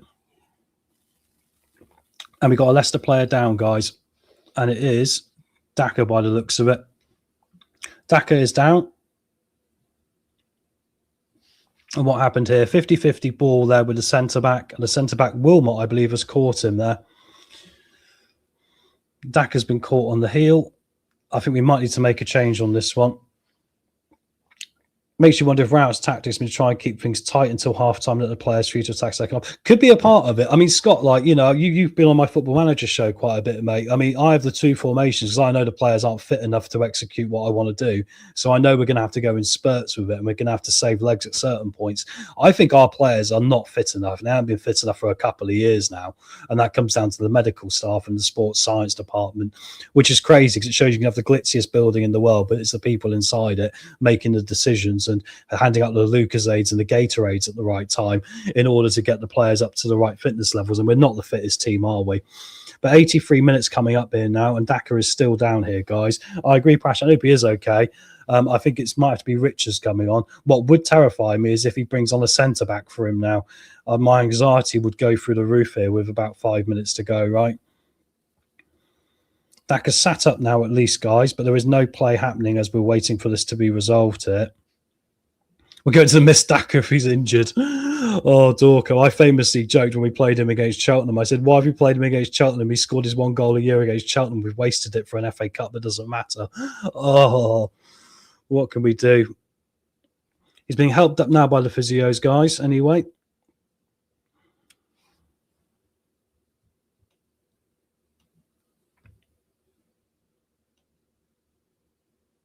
I might change my internet over here because I think the problem I've got isn't anything to do. Oh, no, I can't. That's helpful. Oh, can I?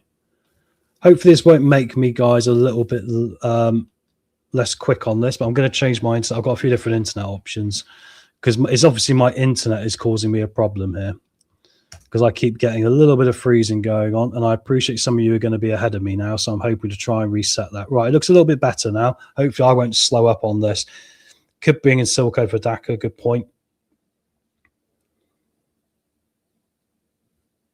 I really need to change my internet provider. They are terrible. They really are terrible. I have arguments with them all the time. Technology. At least Daka's up here now. But it's not like Stoke come. Must keep attacking and pressure them. Well said, mate. Well said. I completely agree with that. Great one, Jeff. Is the new manager bounce going to be what gets us through this, guys? That is the main question, right? Daka's up anyway, so we'll see what comes of this. We're back here looking ready to defend here from a Stoke opportunity. All the Leicester players are back.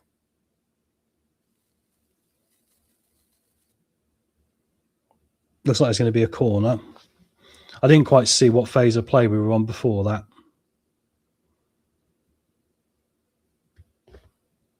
Daka's looking like he's going to come back on here, guys, so that's encouraging at least. The only downside is that if he's been sat down there for 5 minutes or whatever it is, it feels like, that's going to add on some added time at the end of this game, which is going to be very, very disappointing for us, isn't it? Going to be a corner in from Stoke now. Comes all the way into the 6-yard box. We're going to deal with it and clear it out.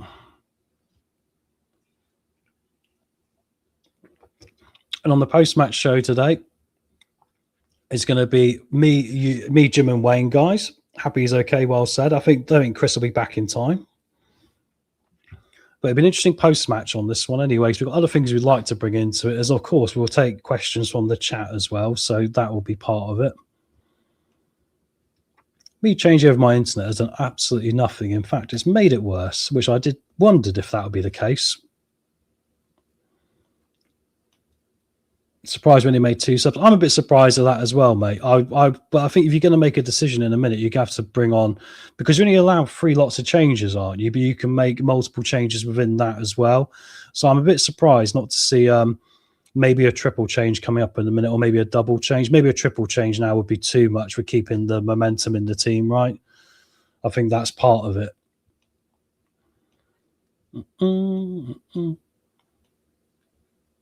Probably a good thing I can't see what's going on very well. Probably helpful. Don't forget to hit the like button, guys. We appreciate it. Can we hold on here?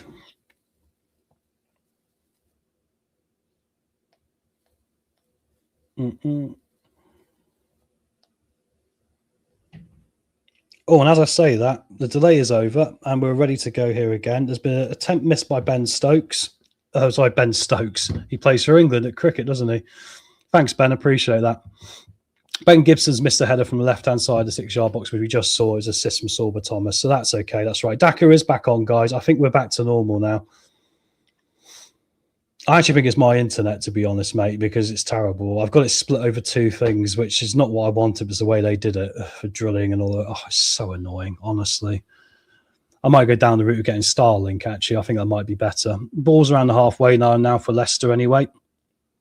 And we got another player down here. It's Ricardo holding his face, but he's got back up pretty quick. Looks like it was a combination against Sorba Thomas there. 5 minutes plus any added time to hold on to this, guys. Does feel a bit like we're going to have to dig in here. It doesn't look like we're going to be as free scoring going forward. And the only concern with Gary Rowett is Gary Rowett obviously is a much more defensive minded sort of coach. So there could be an opportunity here. If and saying that, the ball's coming from Stoke, guys. Oh no, and it's been headed into the back of the net on the 89th minute. As everything comes back on, it's 2-2. Oh no. Looks like the gods of the internet were trying to help me there. And it's the same man again. It's Wilmot at the back. Thomas has got his arm up. But unfortunately, putting your arm up, mate, it's not going to stop the ball going in the back of the net, is it? He misread it. It is 2-2, guys. Oh, I'm so sorry. Oh, and this has been a disaster of a second half now for me, because not only have I missed 1 goal, I've missed 2 goals here. It's Stoke 2, Leicester 2, and I didn't get to see any of the build-up of that either. All I got to see there was a ball going in towards the back post. It was crossed in from the bottom of the near-hand side. It went all the way through. Luke Thomas had his arm in the air, and that doesn't do anything when you're stood miles away from the unmarked man at the back. And I'm sorry here. Like, I know we don't want to go too hard on one player, but Luke Thomas doesn't seem to have any idea how to position himself in these things. It is 2-2, guys. Unbelievable. I don't know what to say on that. Stoke 2, Leicester 2. I did say we need to get another. Yeah, and I agree. A hindsight point away to Stoke would be good. I mean, it might not be enough, though, Scott, unfortunately, would it? Let's see how much added time we got here now, but I do wonder if that's going to be it for us today. Oh, it's so disappointing. And it annoys me because it's something you can deal with. You just got to have someone there who's going to get their head on it. Someone there who cares. And it looks to me, Jeff, like you said there, we fold minutes from the ends. It looks like the players don't want to care to stop that ball going in. That's what does my head in. Honestly, unbelievable. Game's not over yet. We could lose. Well said, Andrew. I mean, tell you what, if we lose this, we might as well try and do an insurance job on the club, I think. I mean, you might as well get some money back somehow and just start again. 6 minutes are added time, guys. Luke Thomas here. Once again, I'm sorry. Like, I don't want to be picking on him again, but my God, his positioning is shocking. Every match a goal happens from Luke's side, and he's always there, but so bad to deal with it. Well said. That is the comment of the day, Mad Jason. Well said, mate. And that is it. No one wants to be kicking, no one wants to be kicking this guy when he's obviously, but his positioning is diabolical. I mean, we only got to hope that Rowett will take him in and just say to him, look, you've got to stop this, or you've got to get closer to your man. But it looks like he's not even bothering now to get close to the man, Terrible. 6 minutes, is that good or bad? It depends here. Leicester do have an opportunity saying that, but the ball's gone into the side netting, guys, as I look across, and it was Luke Thomas, perhaps trying to make up for the fact he's made a bit of a howler there. Oh dear, oh dear, oh dear. What can we say about this? What can we say about this at full time? It feels like a loss to me, this, when you're in 2-1 up, especially when you were 1-0 down and then you get back into the 2-1 lead. It feels like it's more of a loss. May need that 5-4-1 formation for the next game. Oh, but when these things happen, you just look back at all the other things we had in this half and you go, we could have done this there, we could have done that there, we could have showed a bit more energy here. The passing accuracy is just incredible. I mean, I don't understand. It's almost like they don't understand how grass and wet pitches work. And it's bizarre, isn't it? Not just Luke Thomas's position, but he doesn't use physicality. And yeah, I agree. I totally agree. This is it. He doesn't use any physicality. He doesn't like to get physical, does he, mate? Not at all. Just doesn't happen with him at all. I'm not talking about what's going on the pitch because there's very little happening right now, but we are into the added time, guys. And as I say that here, we're going to get an opportunity here. Mavrididi's going to come inside. Oh, and he's missed a shot, right-handed shot from outside the box, guys. Mavrididi. That was a chance. Unfortunately for us, he's missed the opportunity there outside the box from Mavrididi. Well said, Keith. Full time, at least West Brom were lost today. I said with Mavrididi, didn't I? Keep him on, actually, because it did seem to me that, you know, he could still do something. He tried to get the opportunity in the back of the net there, but unfortunately it hasn't gone in. Still only the 2 changes, which is surprising. I'm just double checking myself on that one because that seemed bizarre to me. Could be either team winning this here to end the game, guys. Either or, but so far that was the big opportunity there for Mavrididi, unfortunately, and he's put it wide. We're going to win a free kick here, but it's not in their half of the pitch, is in ours, unfortunately. Mavrididi's a waste of space. He's an enigma, isn't he? He's so hit and miss, mate. Oh, it's on bottom of the truth. Yeah. I like Mavrididi, but his decision-making and shooting has seriously declined. I agree with that. I mean, you just don't know what you're going to get with him, do you? He's even going to try and take on the universe and fall on his arse and look like he's frustrated, or he's going to make an overhit pass. Or today he was making passes where Mikasa, who's played at Man City amongst better quality players, was looking at him going, why did you try that? It's a sort of thing that a really top-quality player wouldn't even try because it's daft. Really daft. Really daft. By the way, guys, we're getting close to this here. It doesn't look like we're going to do much. Unfortunately, we've all still got problems going on, but it's going to be a point when we could have done with the 3, isn't it? Let's just hope we don't bottle this right at the death now, which would be typical Leicester, wouldn't it? A lot of basketball game style here, end-to-end stuff, and there's an offside luckily here because Ashley Phillips has been caught offside in the Stoke attack, so that's good news at least. If we were to lose this now, it would be terrible, wouldn't it? I don't know. Feels like we, given with one hand and taken away with the other in this game, doesn't it? What do we do about the Luke Thomas problem? I just do not. I mean, because we've got no one else to play at left back. Yeah, and well said, Stephen. Never known a team with a total lack of interest when defending. It is right. It's bizarre, isn't it? You'd at least bust a gut in that situation. I do not understand it. I do not. Honestly, it's that bad. I wonder if they want us to get relegated. It's almost like they dislike the fans that much.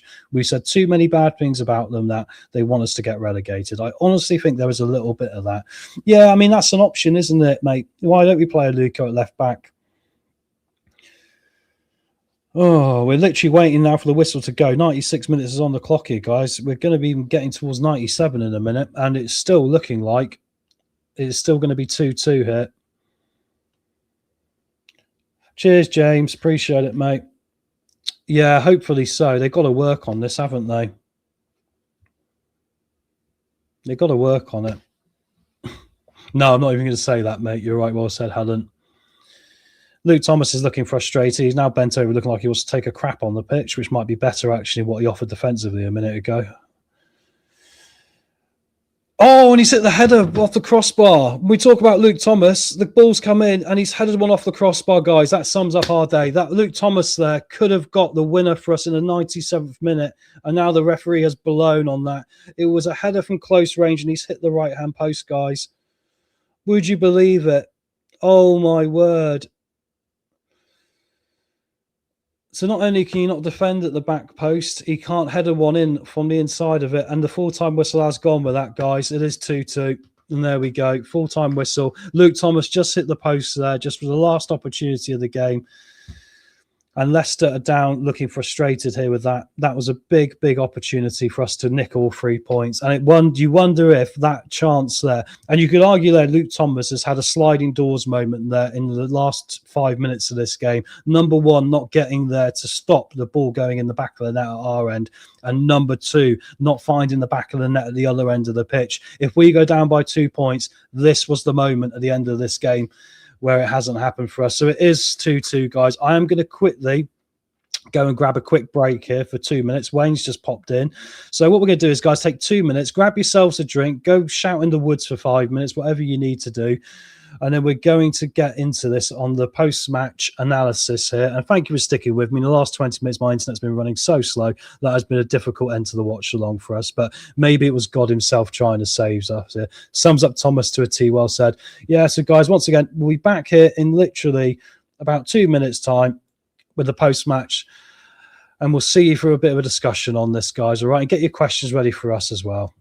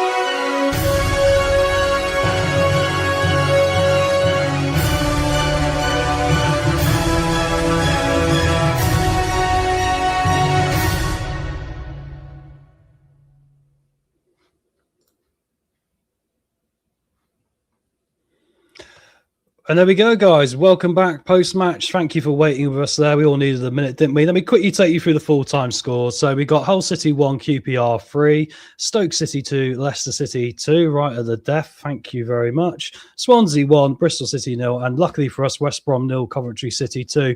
Welcome along, Jim and Wayne, to the post-match. Wayne, come to you first, mate. What's your initial thoughts on this one, bud? Well, I do apologise. I had a family phone call, mate, so I missed most of the first half, but I'll be honest with you, I made two notes here. Defend, same old, same old. Against, as you highlighted, a team that hadn't scored in the last three games. But the attack, I think, was much improved. We look a lot more connected and better going forward, albeit against, as you said, the Stoke team that is struggling at the moment. Yeah, well said. Jim, what was your first thoughts coming out of this one? Frustrated with only get the point, mate, or what was your feeling?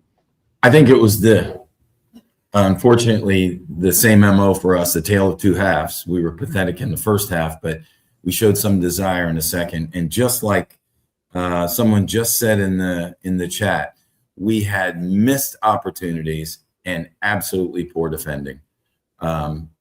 Even down to the very end, those were unbelievable opportunities to put that ball in the net, and we couldn't get them in. And all the woodwork took those chances right away from having a unbelievable finish.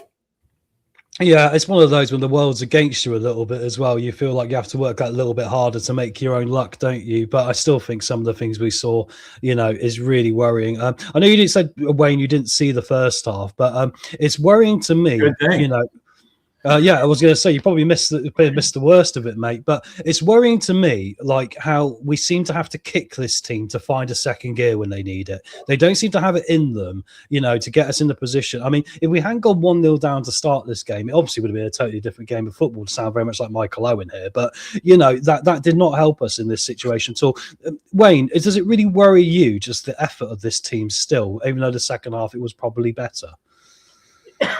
Yeah, I did hope to see a change to the way we started the first half, but 3 minutes goal, and they obviously, like all teams, have understood that crossing, we have a weakness with crosses at the back post, and it's got to be where most of our goals against have come from.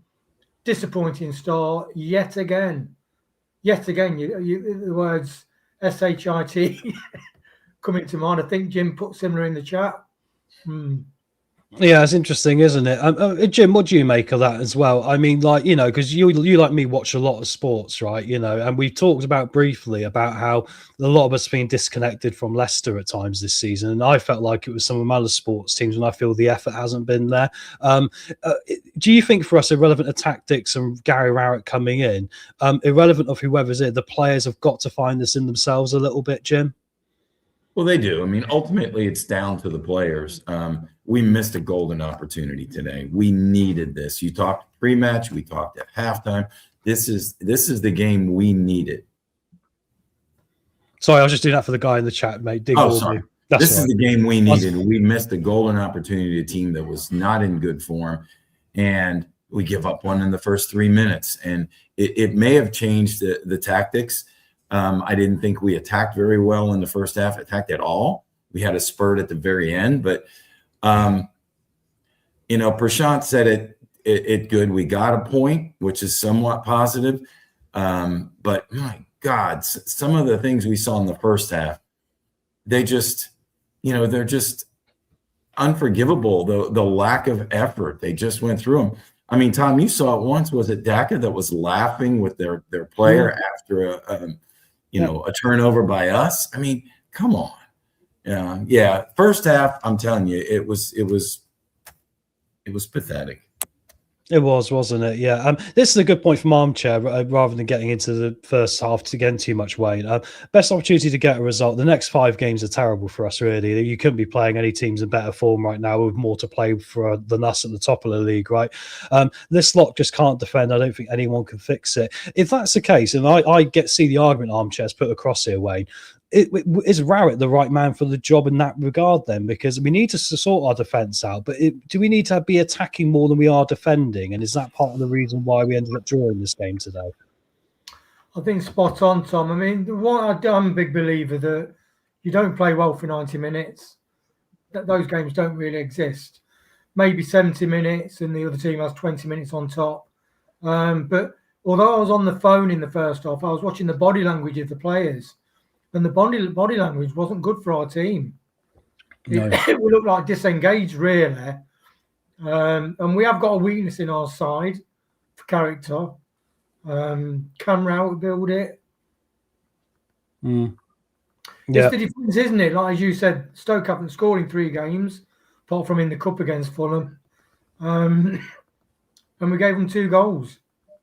Yeah, well said, mate. I mean, Jim, piggybacking off what Wayne said there, I think for us, I mean, that's the interesting thing I can compare between Stoke and Leicester today. Stoke are a team going through a hard time in their own right. They've got a lot of injuries there. They've got a lack of quality, you could argue, going on as well across their team as well. We've definitely got that problem. We've got an over-bloated squad for wages, but the quality doesn't exist amongst that wage bracket either, right? And we've seen once again, that is it. We talk about Daka and other players like maybe Winks again. I think Winks had a good game, but we need him to be having great games now because we're in that position, right? And let's bring this back to what Matt Jason has said here. Luke Thomas, I mean, he comes on because he's an enforced change here, right? He obviously cares because he obviously at the end went and tried to get a goal. The problem is he didn't seem to care enough when that goal came in at the end, which he didn't get across to his man. And that was all second half. Once he came on, he was so narrow, and there was 2 or 3 Stoke players waiting in the position he should have been. I mean, Jim, how do you fix this problem known as Luke Thomas? Is it a case of we've got to get his positional play right, or is it a lost cause now? I think it's getting close to being a lost cause. I mean, I tried to give him the benefit of the doubt at times because he does bring long throws. He can go forward. He had a couple plays today where he had some nice passes leading the players up top. But defending, we cannot. I mean, who'd have thought, Wayne, who'd have thought that we have a team that can't score goals and a team that can't defend playing each other? One would think it would be 0-0, but it ended up being 2-2. Because we were pathetic in defending, and it point right to Luke Thomas. We had the opportunity, if he would have marked his man, that we could have left there with a 2-1 victory. He should not be on the pitch again. Granted, he came in, like you said, for an injury. He should not be on the pitch again. It's as simple as that. I don't care if they have a right back playing left back or left. I don't care. He shouldn't be on there because he has cost us. I'll take somebody else on throw-ins. Maybe we'll get somebody else to go forward. But here's the problem. BK goes out hurt. If he's not coming back, now they've got to figure out what they're going to do. It's not a good situation. It goes back to what I was saying about we needed to put the fullback in from the transfer window. Why we didn't recall Koulibaly, at least have another option there. It's maddening to me. Wayne, you had your hand up, my friend. You got mute as well, mate. Yeah, it is like a copy and paste from last week. They scored a goal. Who was marking the player? Luke Thomas. What do you do? Luke Thomas regularly gets sucked in to the 6-yard box, leaving that person. And the opposition teams have scored so many goals from that back post where Luke Thomas his position is left back, not centre half. Why he keeps coming into the centre half position, that's not his job. No. And it's not like we only let the odd goal in. We've let a succession of goals in from that back post. So that to me is a mind-blowing situation where you've got a recurring problem and it keeps happening time and time and time again. It's a scary thought about Luke Thomas. In 2021, he was up for a Player of the Year award in the Premier League. Scary thought. He was actually in the nominations, guys. 20 players nominated for Player of the Year. I don't know what's happened here, but I do not understand how many managers we've had here that it can't be a tactical thing. It must be him just making the wrong calls there. How do you forget how to defend? How do you forget how to defend? I mean, that's what he does. Exactly. And like, here's the thing that I've noticed about today. And look, let's switch us away from Luke Thomas in particular into the overall team here, right? The thing that gets me about this overall team is all season we have looked by far the worst team at passing in the final third. It seems like every other team has got a plan of where someone's going to be, where the overlap's going to come from. Is the ball going to come in from deep? Are we going to get the cross in early? We seem to mix it up all the time and have no set plan for this. That's not on Gary Rowett. That's because the club, to me, me seems so far behind everyone else. I feel like we're literally in a position where we need a pre-season now to work out how to attack goals, don't we? Wayne, what do you make of this attacking problem? Because it seemed again there was Mavrididi at times doing things which were, quite clever. Other times he was overplaying things. There was overhit passes. What do you make of the overall attacking element of the game you saw today, Wayne? Do you think there is a sign of progression there, or do you think we're still way off it? I did miss the first half, and Jim said, well, you didn't miss much anyway. We were very passive. But I do think we have more mayhem up front. So, a bit Macassar, I mean, that guy is quality. He nearly scored a volley, back heel to Winks for his shot. Lovely through ball from Mavrididi, who probably should have scored. That Macassar is quality. Imagine if him and JJ together would be brilliant. So I think going forward, we are a lot better. But then we are playing against Stoke. So will they be that effective? I do think it's better. And I think our best, because our defence is so woeful, as you said before, we do need to concentrate more on attack. Because we're weak on crosses, weak at the back post. And we will, against Stoke, this proves that we will. I don't think we'll go all season with a clean sheet. I can't see it. If we can't keep one against Stoke, I really can't see it in the remaining games. This was a chance. No, especially what we've got coming up next. Middlesbrough next on Tuesday, everyone. Oh, my word. What to look forward to there.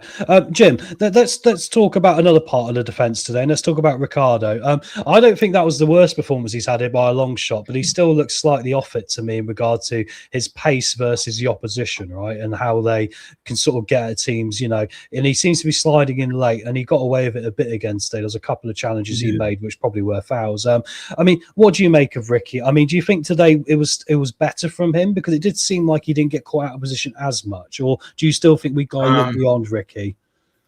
Well, couple things. Number one, it wasn't his worst performance. I agree with you. He actually had some nice passes. He actually helped going forward a few times, but his pace isn't there. We think he gets winded, of course, as the game progresses and he starts stabbing at the ball and the players, which results in Ricky's yellow, another yellow. He didn't get one today, but we just know it's coming. So, yeah, I think it's time to move on. I don't believe what's he showing at the practice ground, and why isn't a Luke or somebody showing something different? I'm a little disappointed that Rowett didn't sub him earlier, because I was fearful of a mistake that was going to cost us down the line. Certainly we got that mistake with Luke, but I thought Ricky was going to hurt us down the line because it was later in the game and he was still in there. So I do think, as we've said for weeks, his time is past, but it wasn't his worst performance today. Yeah, fair point. No, I'd probably agree with that. Skip and Winks, Wayne. Okay, so when we first saw these two on the team sheet today, I think there was all a bit of that post-traumatic stress disorder that we've had when we tried this before. I mean, like, I really don't know what to make of Winks, because Winks for me falls into a Ricardo category where I kind of go, he's paid so much money, you need to expect a lot more. But then I look at it today and go, some of the better things that we did, be it in a 6 out of 10 region, perhaps, were probably because he was in the pitch as well. What do you make of the midfield two today, Skip and Winks, bud? From sounds of it, passive in the first half. The thing that concerns me about Winks is he doesn't seem to be able to get hold of a game. With somebody with his stature playing for England and top Premier clubs and having a superb footballing brain, as Enzo said he's got, how he can't get hold of the ball and organise that midfield himself, it seems Skip does that more. But I do think he played well. But is he worth, not, as you said before, is that worth £90,000 a week? No, he's probably worth, if he played 7 out of 10, he's probably worth 15, 20 grand a week. He's not worth £90,000 a week. The same as a Hamza isn't worth 50. So he's flattering to deceive. He ought to be getting 7, 8 out of 10 every single week. And he also ought to be able to help the team get hold of the ball and not completely just the first half pass you by. I'm sorry, that's part of Winks' remit. Jim, you had your hand up, mate. Yeah, I agree with everything that Wayne just said. And I just wanted to fill you in the pre-match. Remember, I was having a problem with the chat. Well, it turns out Chris was going off about the team selection. And I was responding, and what I did was I just put too much in the response, and it wouldn't let me go forward. But what I was going to tell him was, of the selection today, I had more problem with Ricky than I did with Winks, and here's the reason why. I really thought if Rowett came in and set him up with Skippy in the middle, they have played well on a couple games this year and could control the midfield. So I thought, well, Rowett's going to have the two of them experienced players. If the right Winks showed up, which at times he did today, they can control the midfield. So I was putting that in the chat because I know Chris was going off that Winks was even out there. But anyway, I think, like Wayne said, he should be doing more for what we're paying him. And I think there were some glimpses of it in the second half, certainly his goal. But there were times where he was really busting it in the second half, and that's something we haven't seen a lot. Yeah, it's not all the time though, is it? Which is the biggest problem for me. But then you can say amongst all the group. Yes, Wayne, you're muted again, mate. Mute. Sorry, lads. No, Yeah, bless you. I was listening to the pre-match at work when I was at work, and I was laughing because Chris was hyperventilating, wasn't he, with the selection? But it's like, as you were saying, Tom, any manager will go out, he's only got a certain amount of people he can pick from. And when you look at the squad, and you think, right, okay, so let's have a look. Who can I pick to come in? And sometimes you have to play people that are overpaid and not performing for the amount of pounds, per square inch or whatever. And I think that's just a situation. It's not something he'd probably be on the team sheet, first name on the team sheet. But you've got to play some of these players and put your personal feelings aside and even your professional viewpoint of them. Yeah, and that's why it may have been the time to play. Sorry, Tom. With the new manager bounce. I mean, if anything, coming in, you'd think, well, maybe he'll play better because the new guy's here, But yeah, I mean, it's interesting because I came into this game knowing that there was going to be one or two players in this team selection that were going to be red flags because we've got them in the squad and we haven't got enough players. So I was half expecting Luke Thomas at left back to start the game today, So for me, I get why Chris got so upset, but I kind of felt it was inevitable because I was a bit more cooler and calmer. Wayne, I'm going to come to you with this because I'm going to make a bold statement here. I think for me, this is the last time I see Jeremy Monga in the first team this season, and I mean including the bench. And the reason why is because I don't think for the battle we're in, the things he's going to offer us when it comes to the physical nature of the game is going to be enough. And I don't think even off the bench, he has enough vibrancy as in him and in his game. I think when you've got Richards on the bench, he's got a bit more pace about him than Monga's got. What do you make of Monga today? I think today really showed that, unfortunately, he's a great talent, but it's a bit of a failed experiment trying to utilise him in a championship team that's in a battle right now. Spot on, mate. I did see, after the first period where he came on and played well, I did kind of see, you could see the trajectory of where he was going and the fact that that probably damage his career. His definitely confidence has affected, and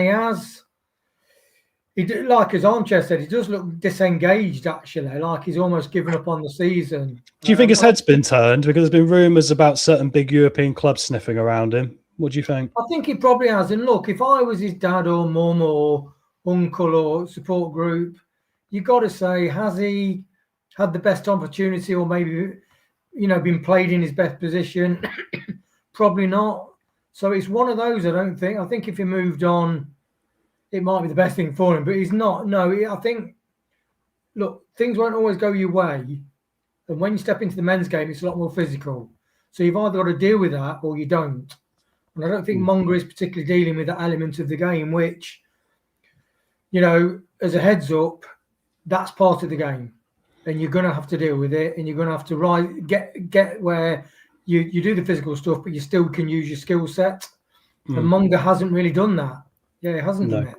It's been my moan about Fataru this year at times. He's shirked away from tackles. He's a bit afraid of getting involved in the physical game. Well, I think for Fataru more than Monga, because he's obviously that bit old and got a bit more attention from bigger clubs already. I kind of go, if you get over this hurdle now, you're going to be a top elite European player, right? But it doesn't seem, once again, is the attitude there. And like Scott has said here, is Monga's strongest position on the left wing? I've been saying for a while, I think he's a 10. I just think his attributes suit being a number 10, being in the attacking mid-central position, because he doesn't seem to add pace to that wing, does he? He doesn't. I mean, like now he's getting found out a little bit. Yeah, so I think it's a difficult one. I think if Fataru's back, hopefully he'll be back involved, and I wouldn't put Monger on the bench now. I think I'd have Silko Thomas over him and Marçal, even though we haven't seen enough of Marçal perhaps to make a judgment there. Let's get into more positive things here, Jim, a minute. I think this guy might be up for maybe an award in the end of this show, not very far away. Mukasa, what do you make of Mukasa today, bud?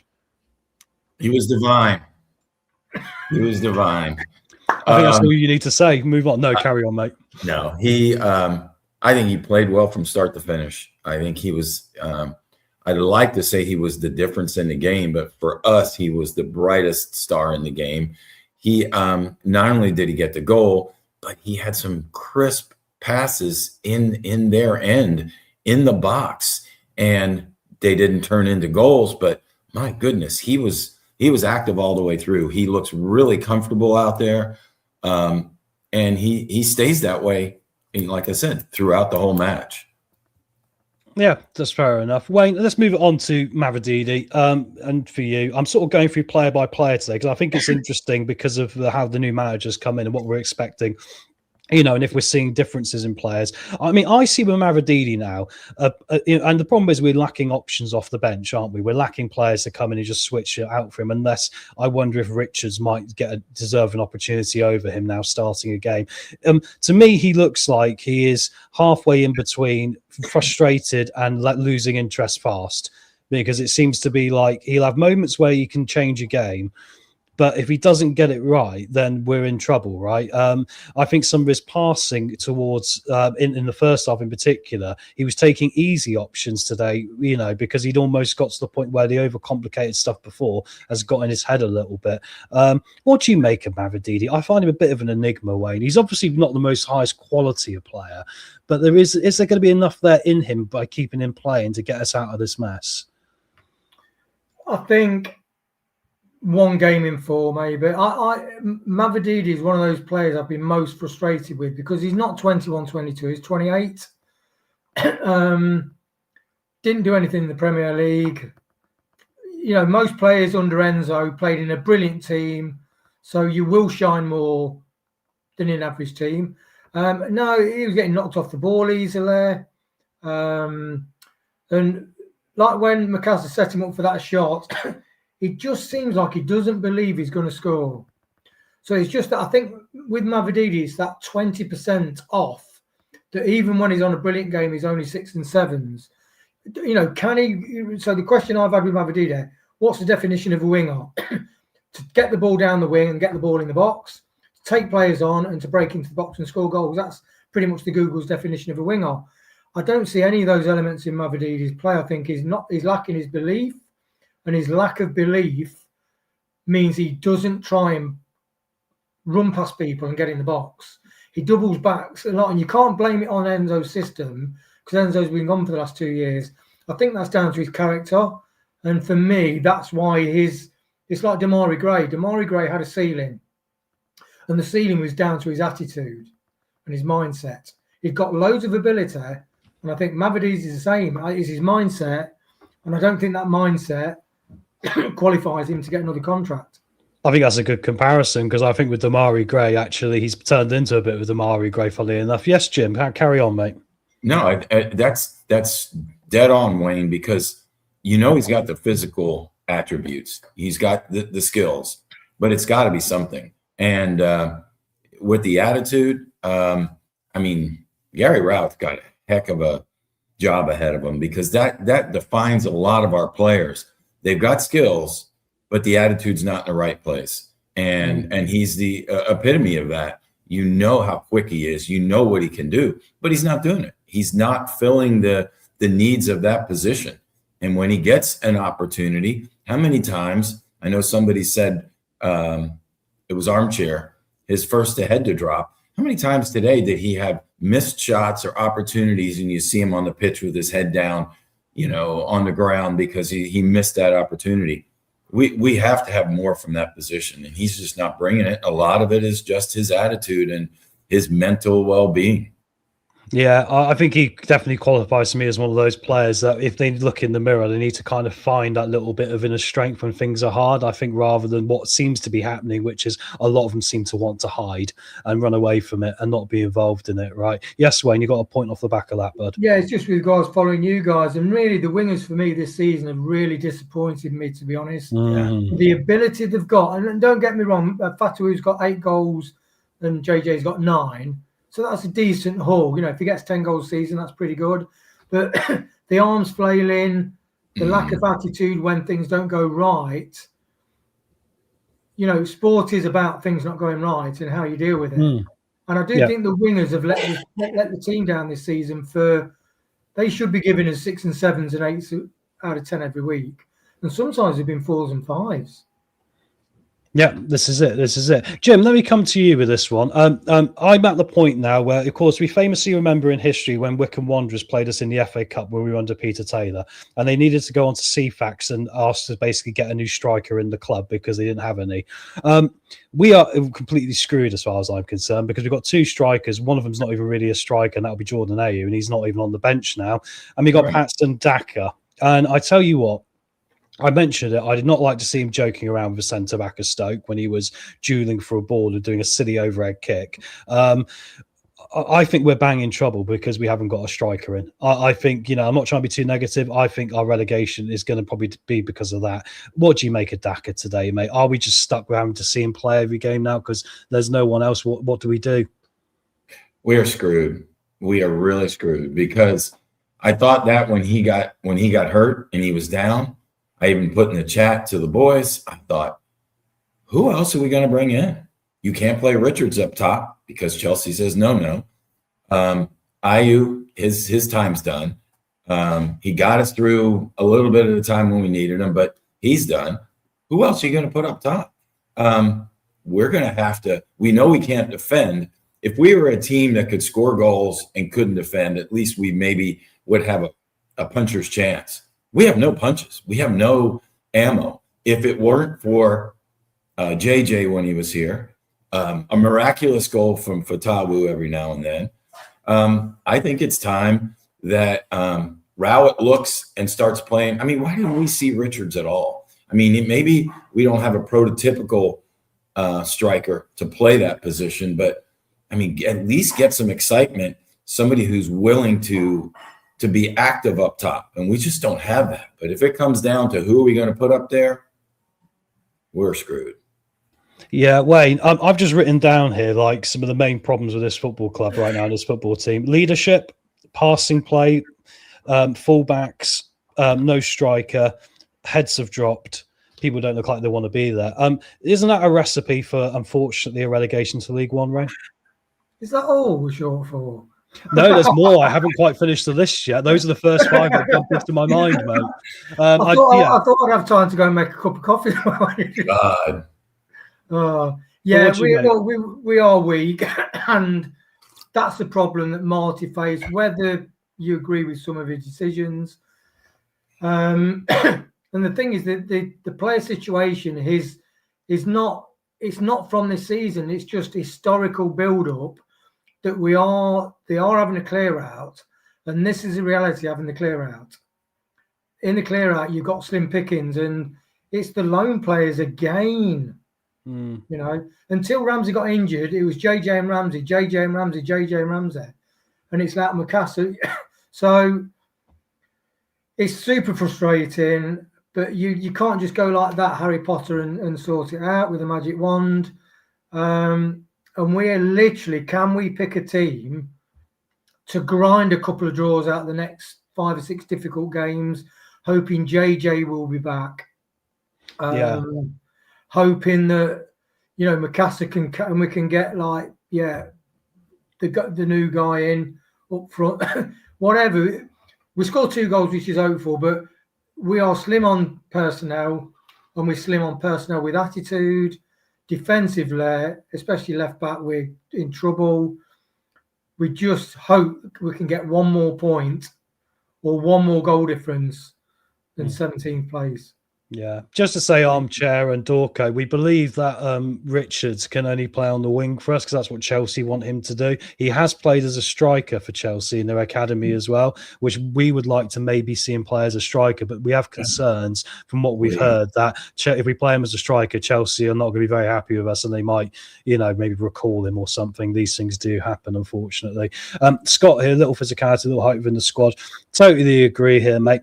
Right. What we'll do is we'll get to the man of the match and the team performance in a minute here. But yeah, I mean, I think really the thing I've learned today is unfortunately irrelevant of who's going to be in charge of this. There's a lot needs to be done in that room with that group of players. I kind of feel like we need a pre-season now to have any chance of maximising the best we can get out of this lot. And unfortunately, I don't think it's going to be there. So I'm unfortunately going to say that the appealing of the points decision might not be a bad shout because we might need to get every point back we possibly can here. We've got the next game coming up with Middlesbrough. We then got Norwich. We then got Ipswich. It doesn't make for very good reading at all, does it, guys? So while I'd say, there were certain things we can take today as little bits here and there, the lack of a team effort and the lack of a team that's connected, which goes beyond whatever manager is in your football team, is really quite concerning and something that was quite alien to us Leicester fans. I did quickly, before we get to all that, with the rating and the man of the match, I want to bring up something that I was reading on the Leicester fan forums this week with you both, because I said at the start of the show I was going to bring this up. A lot of people are cancelling their season tickets, right? Which I completely kind of understand. And the same pattern keeps emerging from what people are saying. And chat, get your thoughts about this as well and how you feel about it. There is seemingly a disconnect now emotionally between the supporters and the club. And Jim, you jokingly said it about, I didn't get excited about the Winks goal. To be honest, I didn't see it because it was catching up, which you know. But I must be honest, I even struggle getting excited about seeing us score a goal now because I kind of feel this isn't the Leicester City I know and love.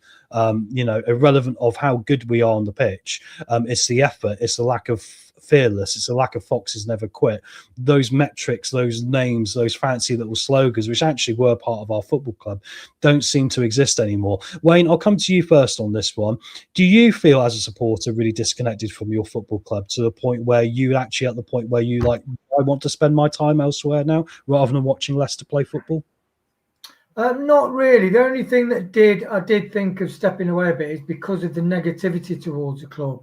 And I think, I think for me, I've put it all in context, middle of the season, thinking, okay, so the mistakes are historical mistakes.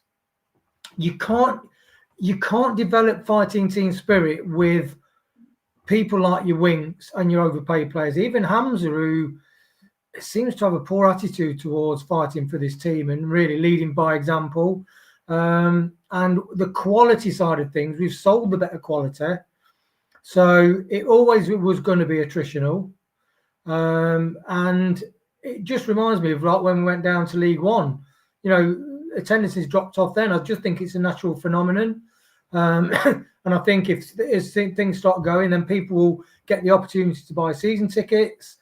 And as the people that sold the season tickets before promotion, The Great Escape, and then winning the Premier, where they get a Nessendorma sung in Everton, probably regret selling the season tickets. So I just think it's a historical cycle. We're getting towards the bottom of that cycle. And I personally, whether I agree with decisions of appointments and strategies of the manager, I do think there's not a lot you can do with what's happening overall. Jim, kind of same question to you, because for me, that I've been watching the Olympic hockey. I've actually been missing watching the Leafs lose every week, so I feel a bit more emotionally invested in the Leafs right now than I do with Leicester, oddly, who are in a similar position, weirdly, but there we go, it's a different story.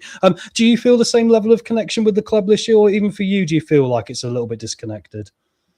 I think it's a great question, but I think it goes back to almost a polarizing thing. It's like when you have political differences between two parties and how they agree and disagree.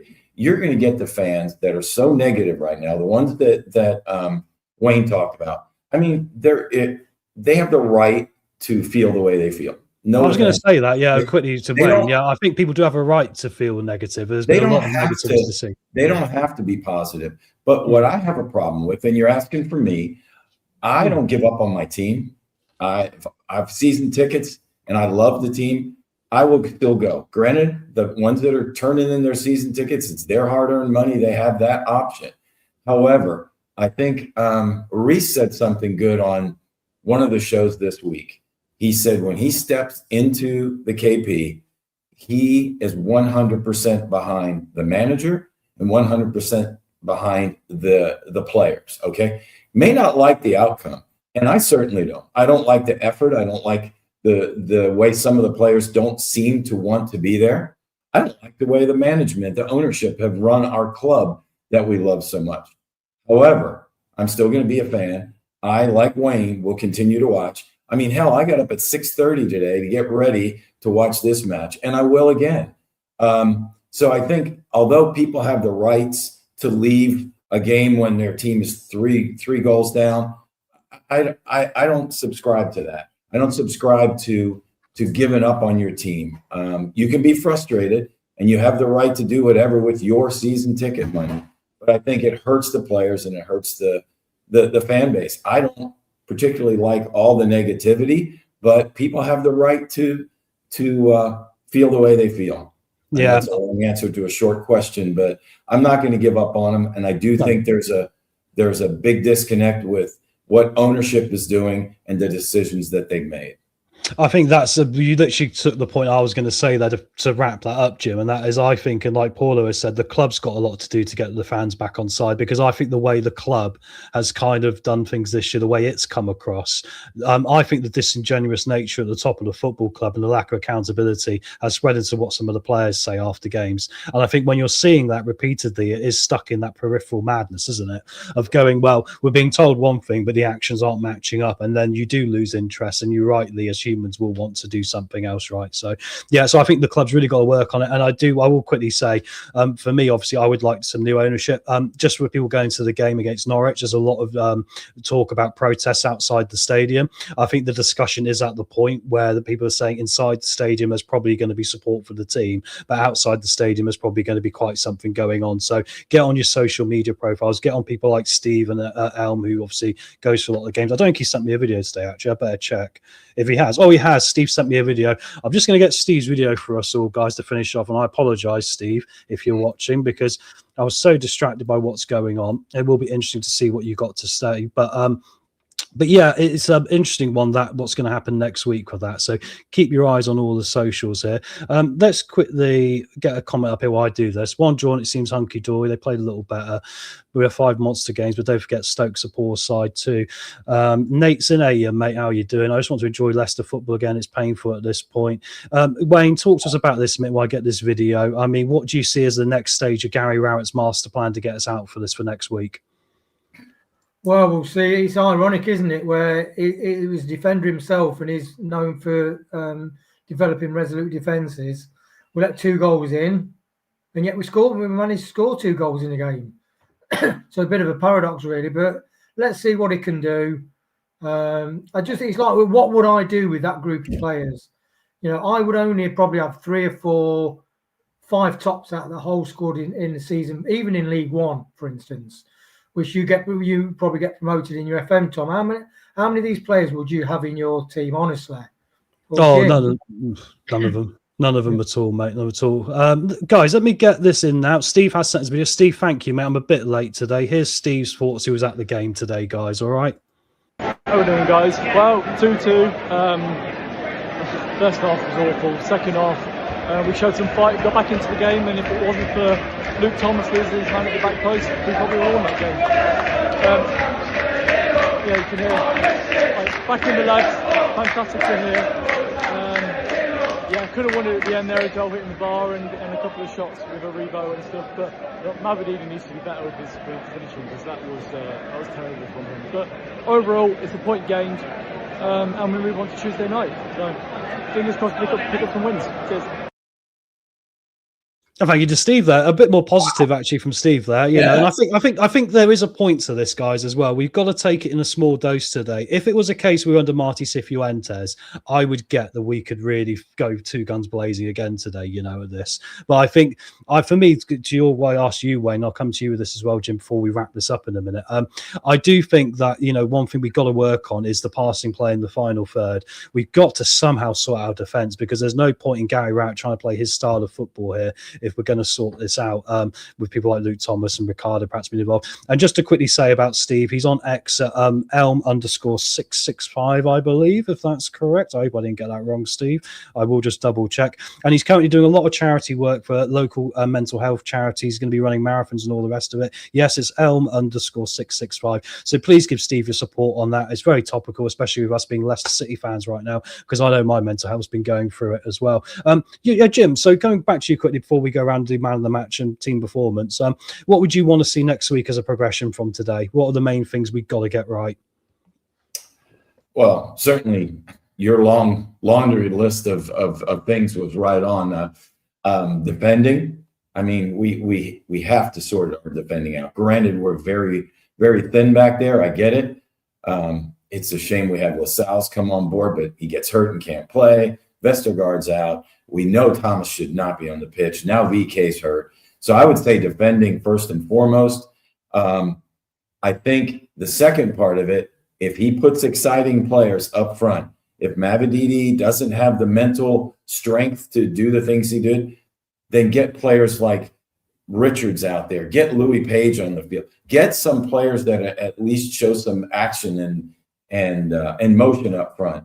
I don't have a problem if this Winks that we saw in the second half shows up again to team him up with Skip in the midfield.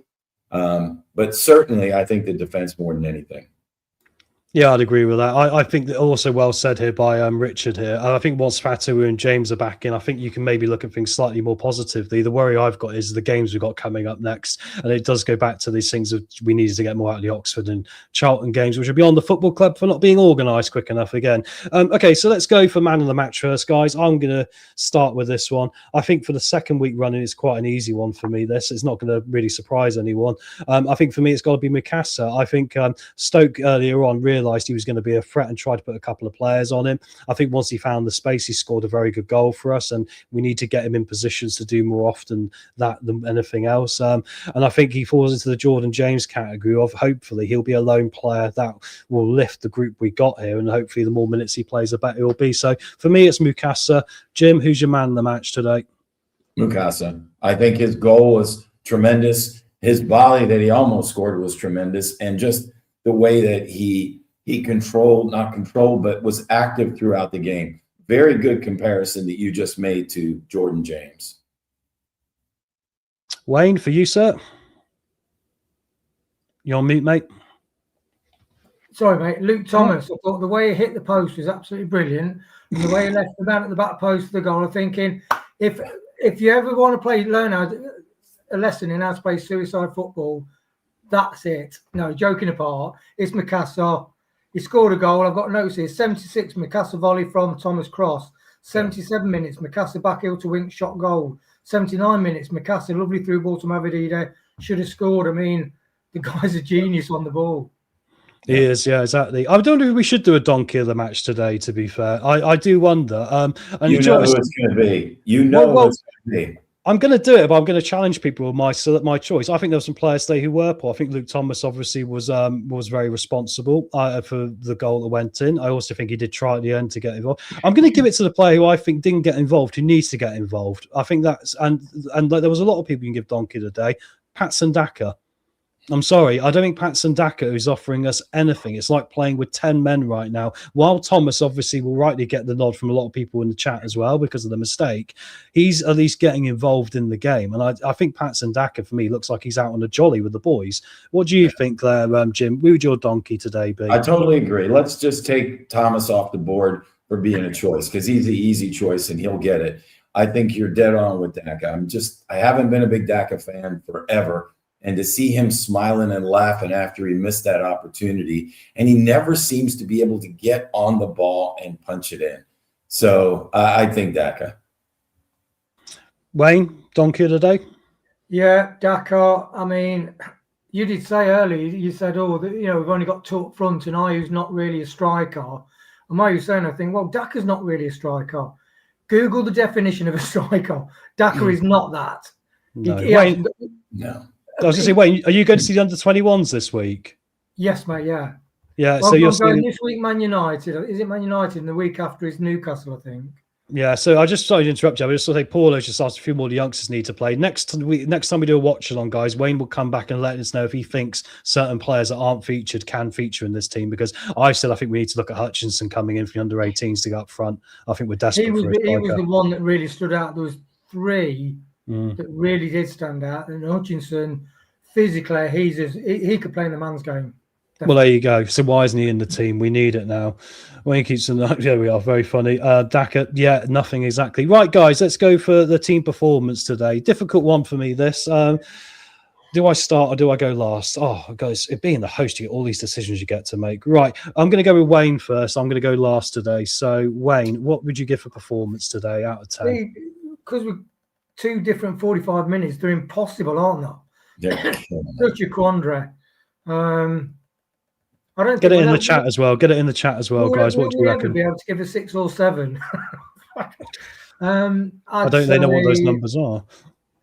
I'd say 5.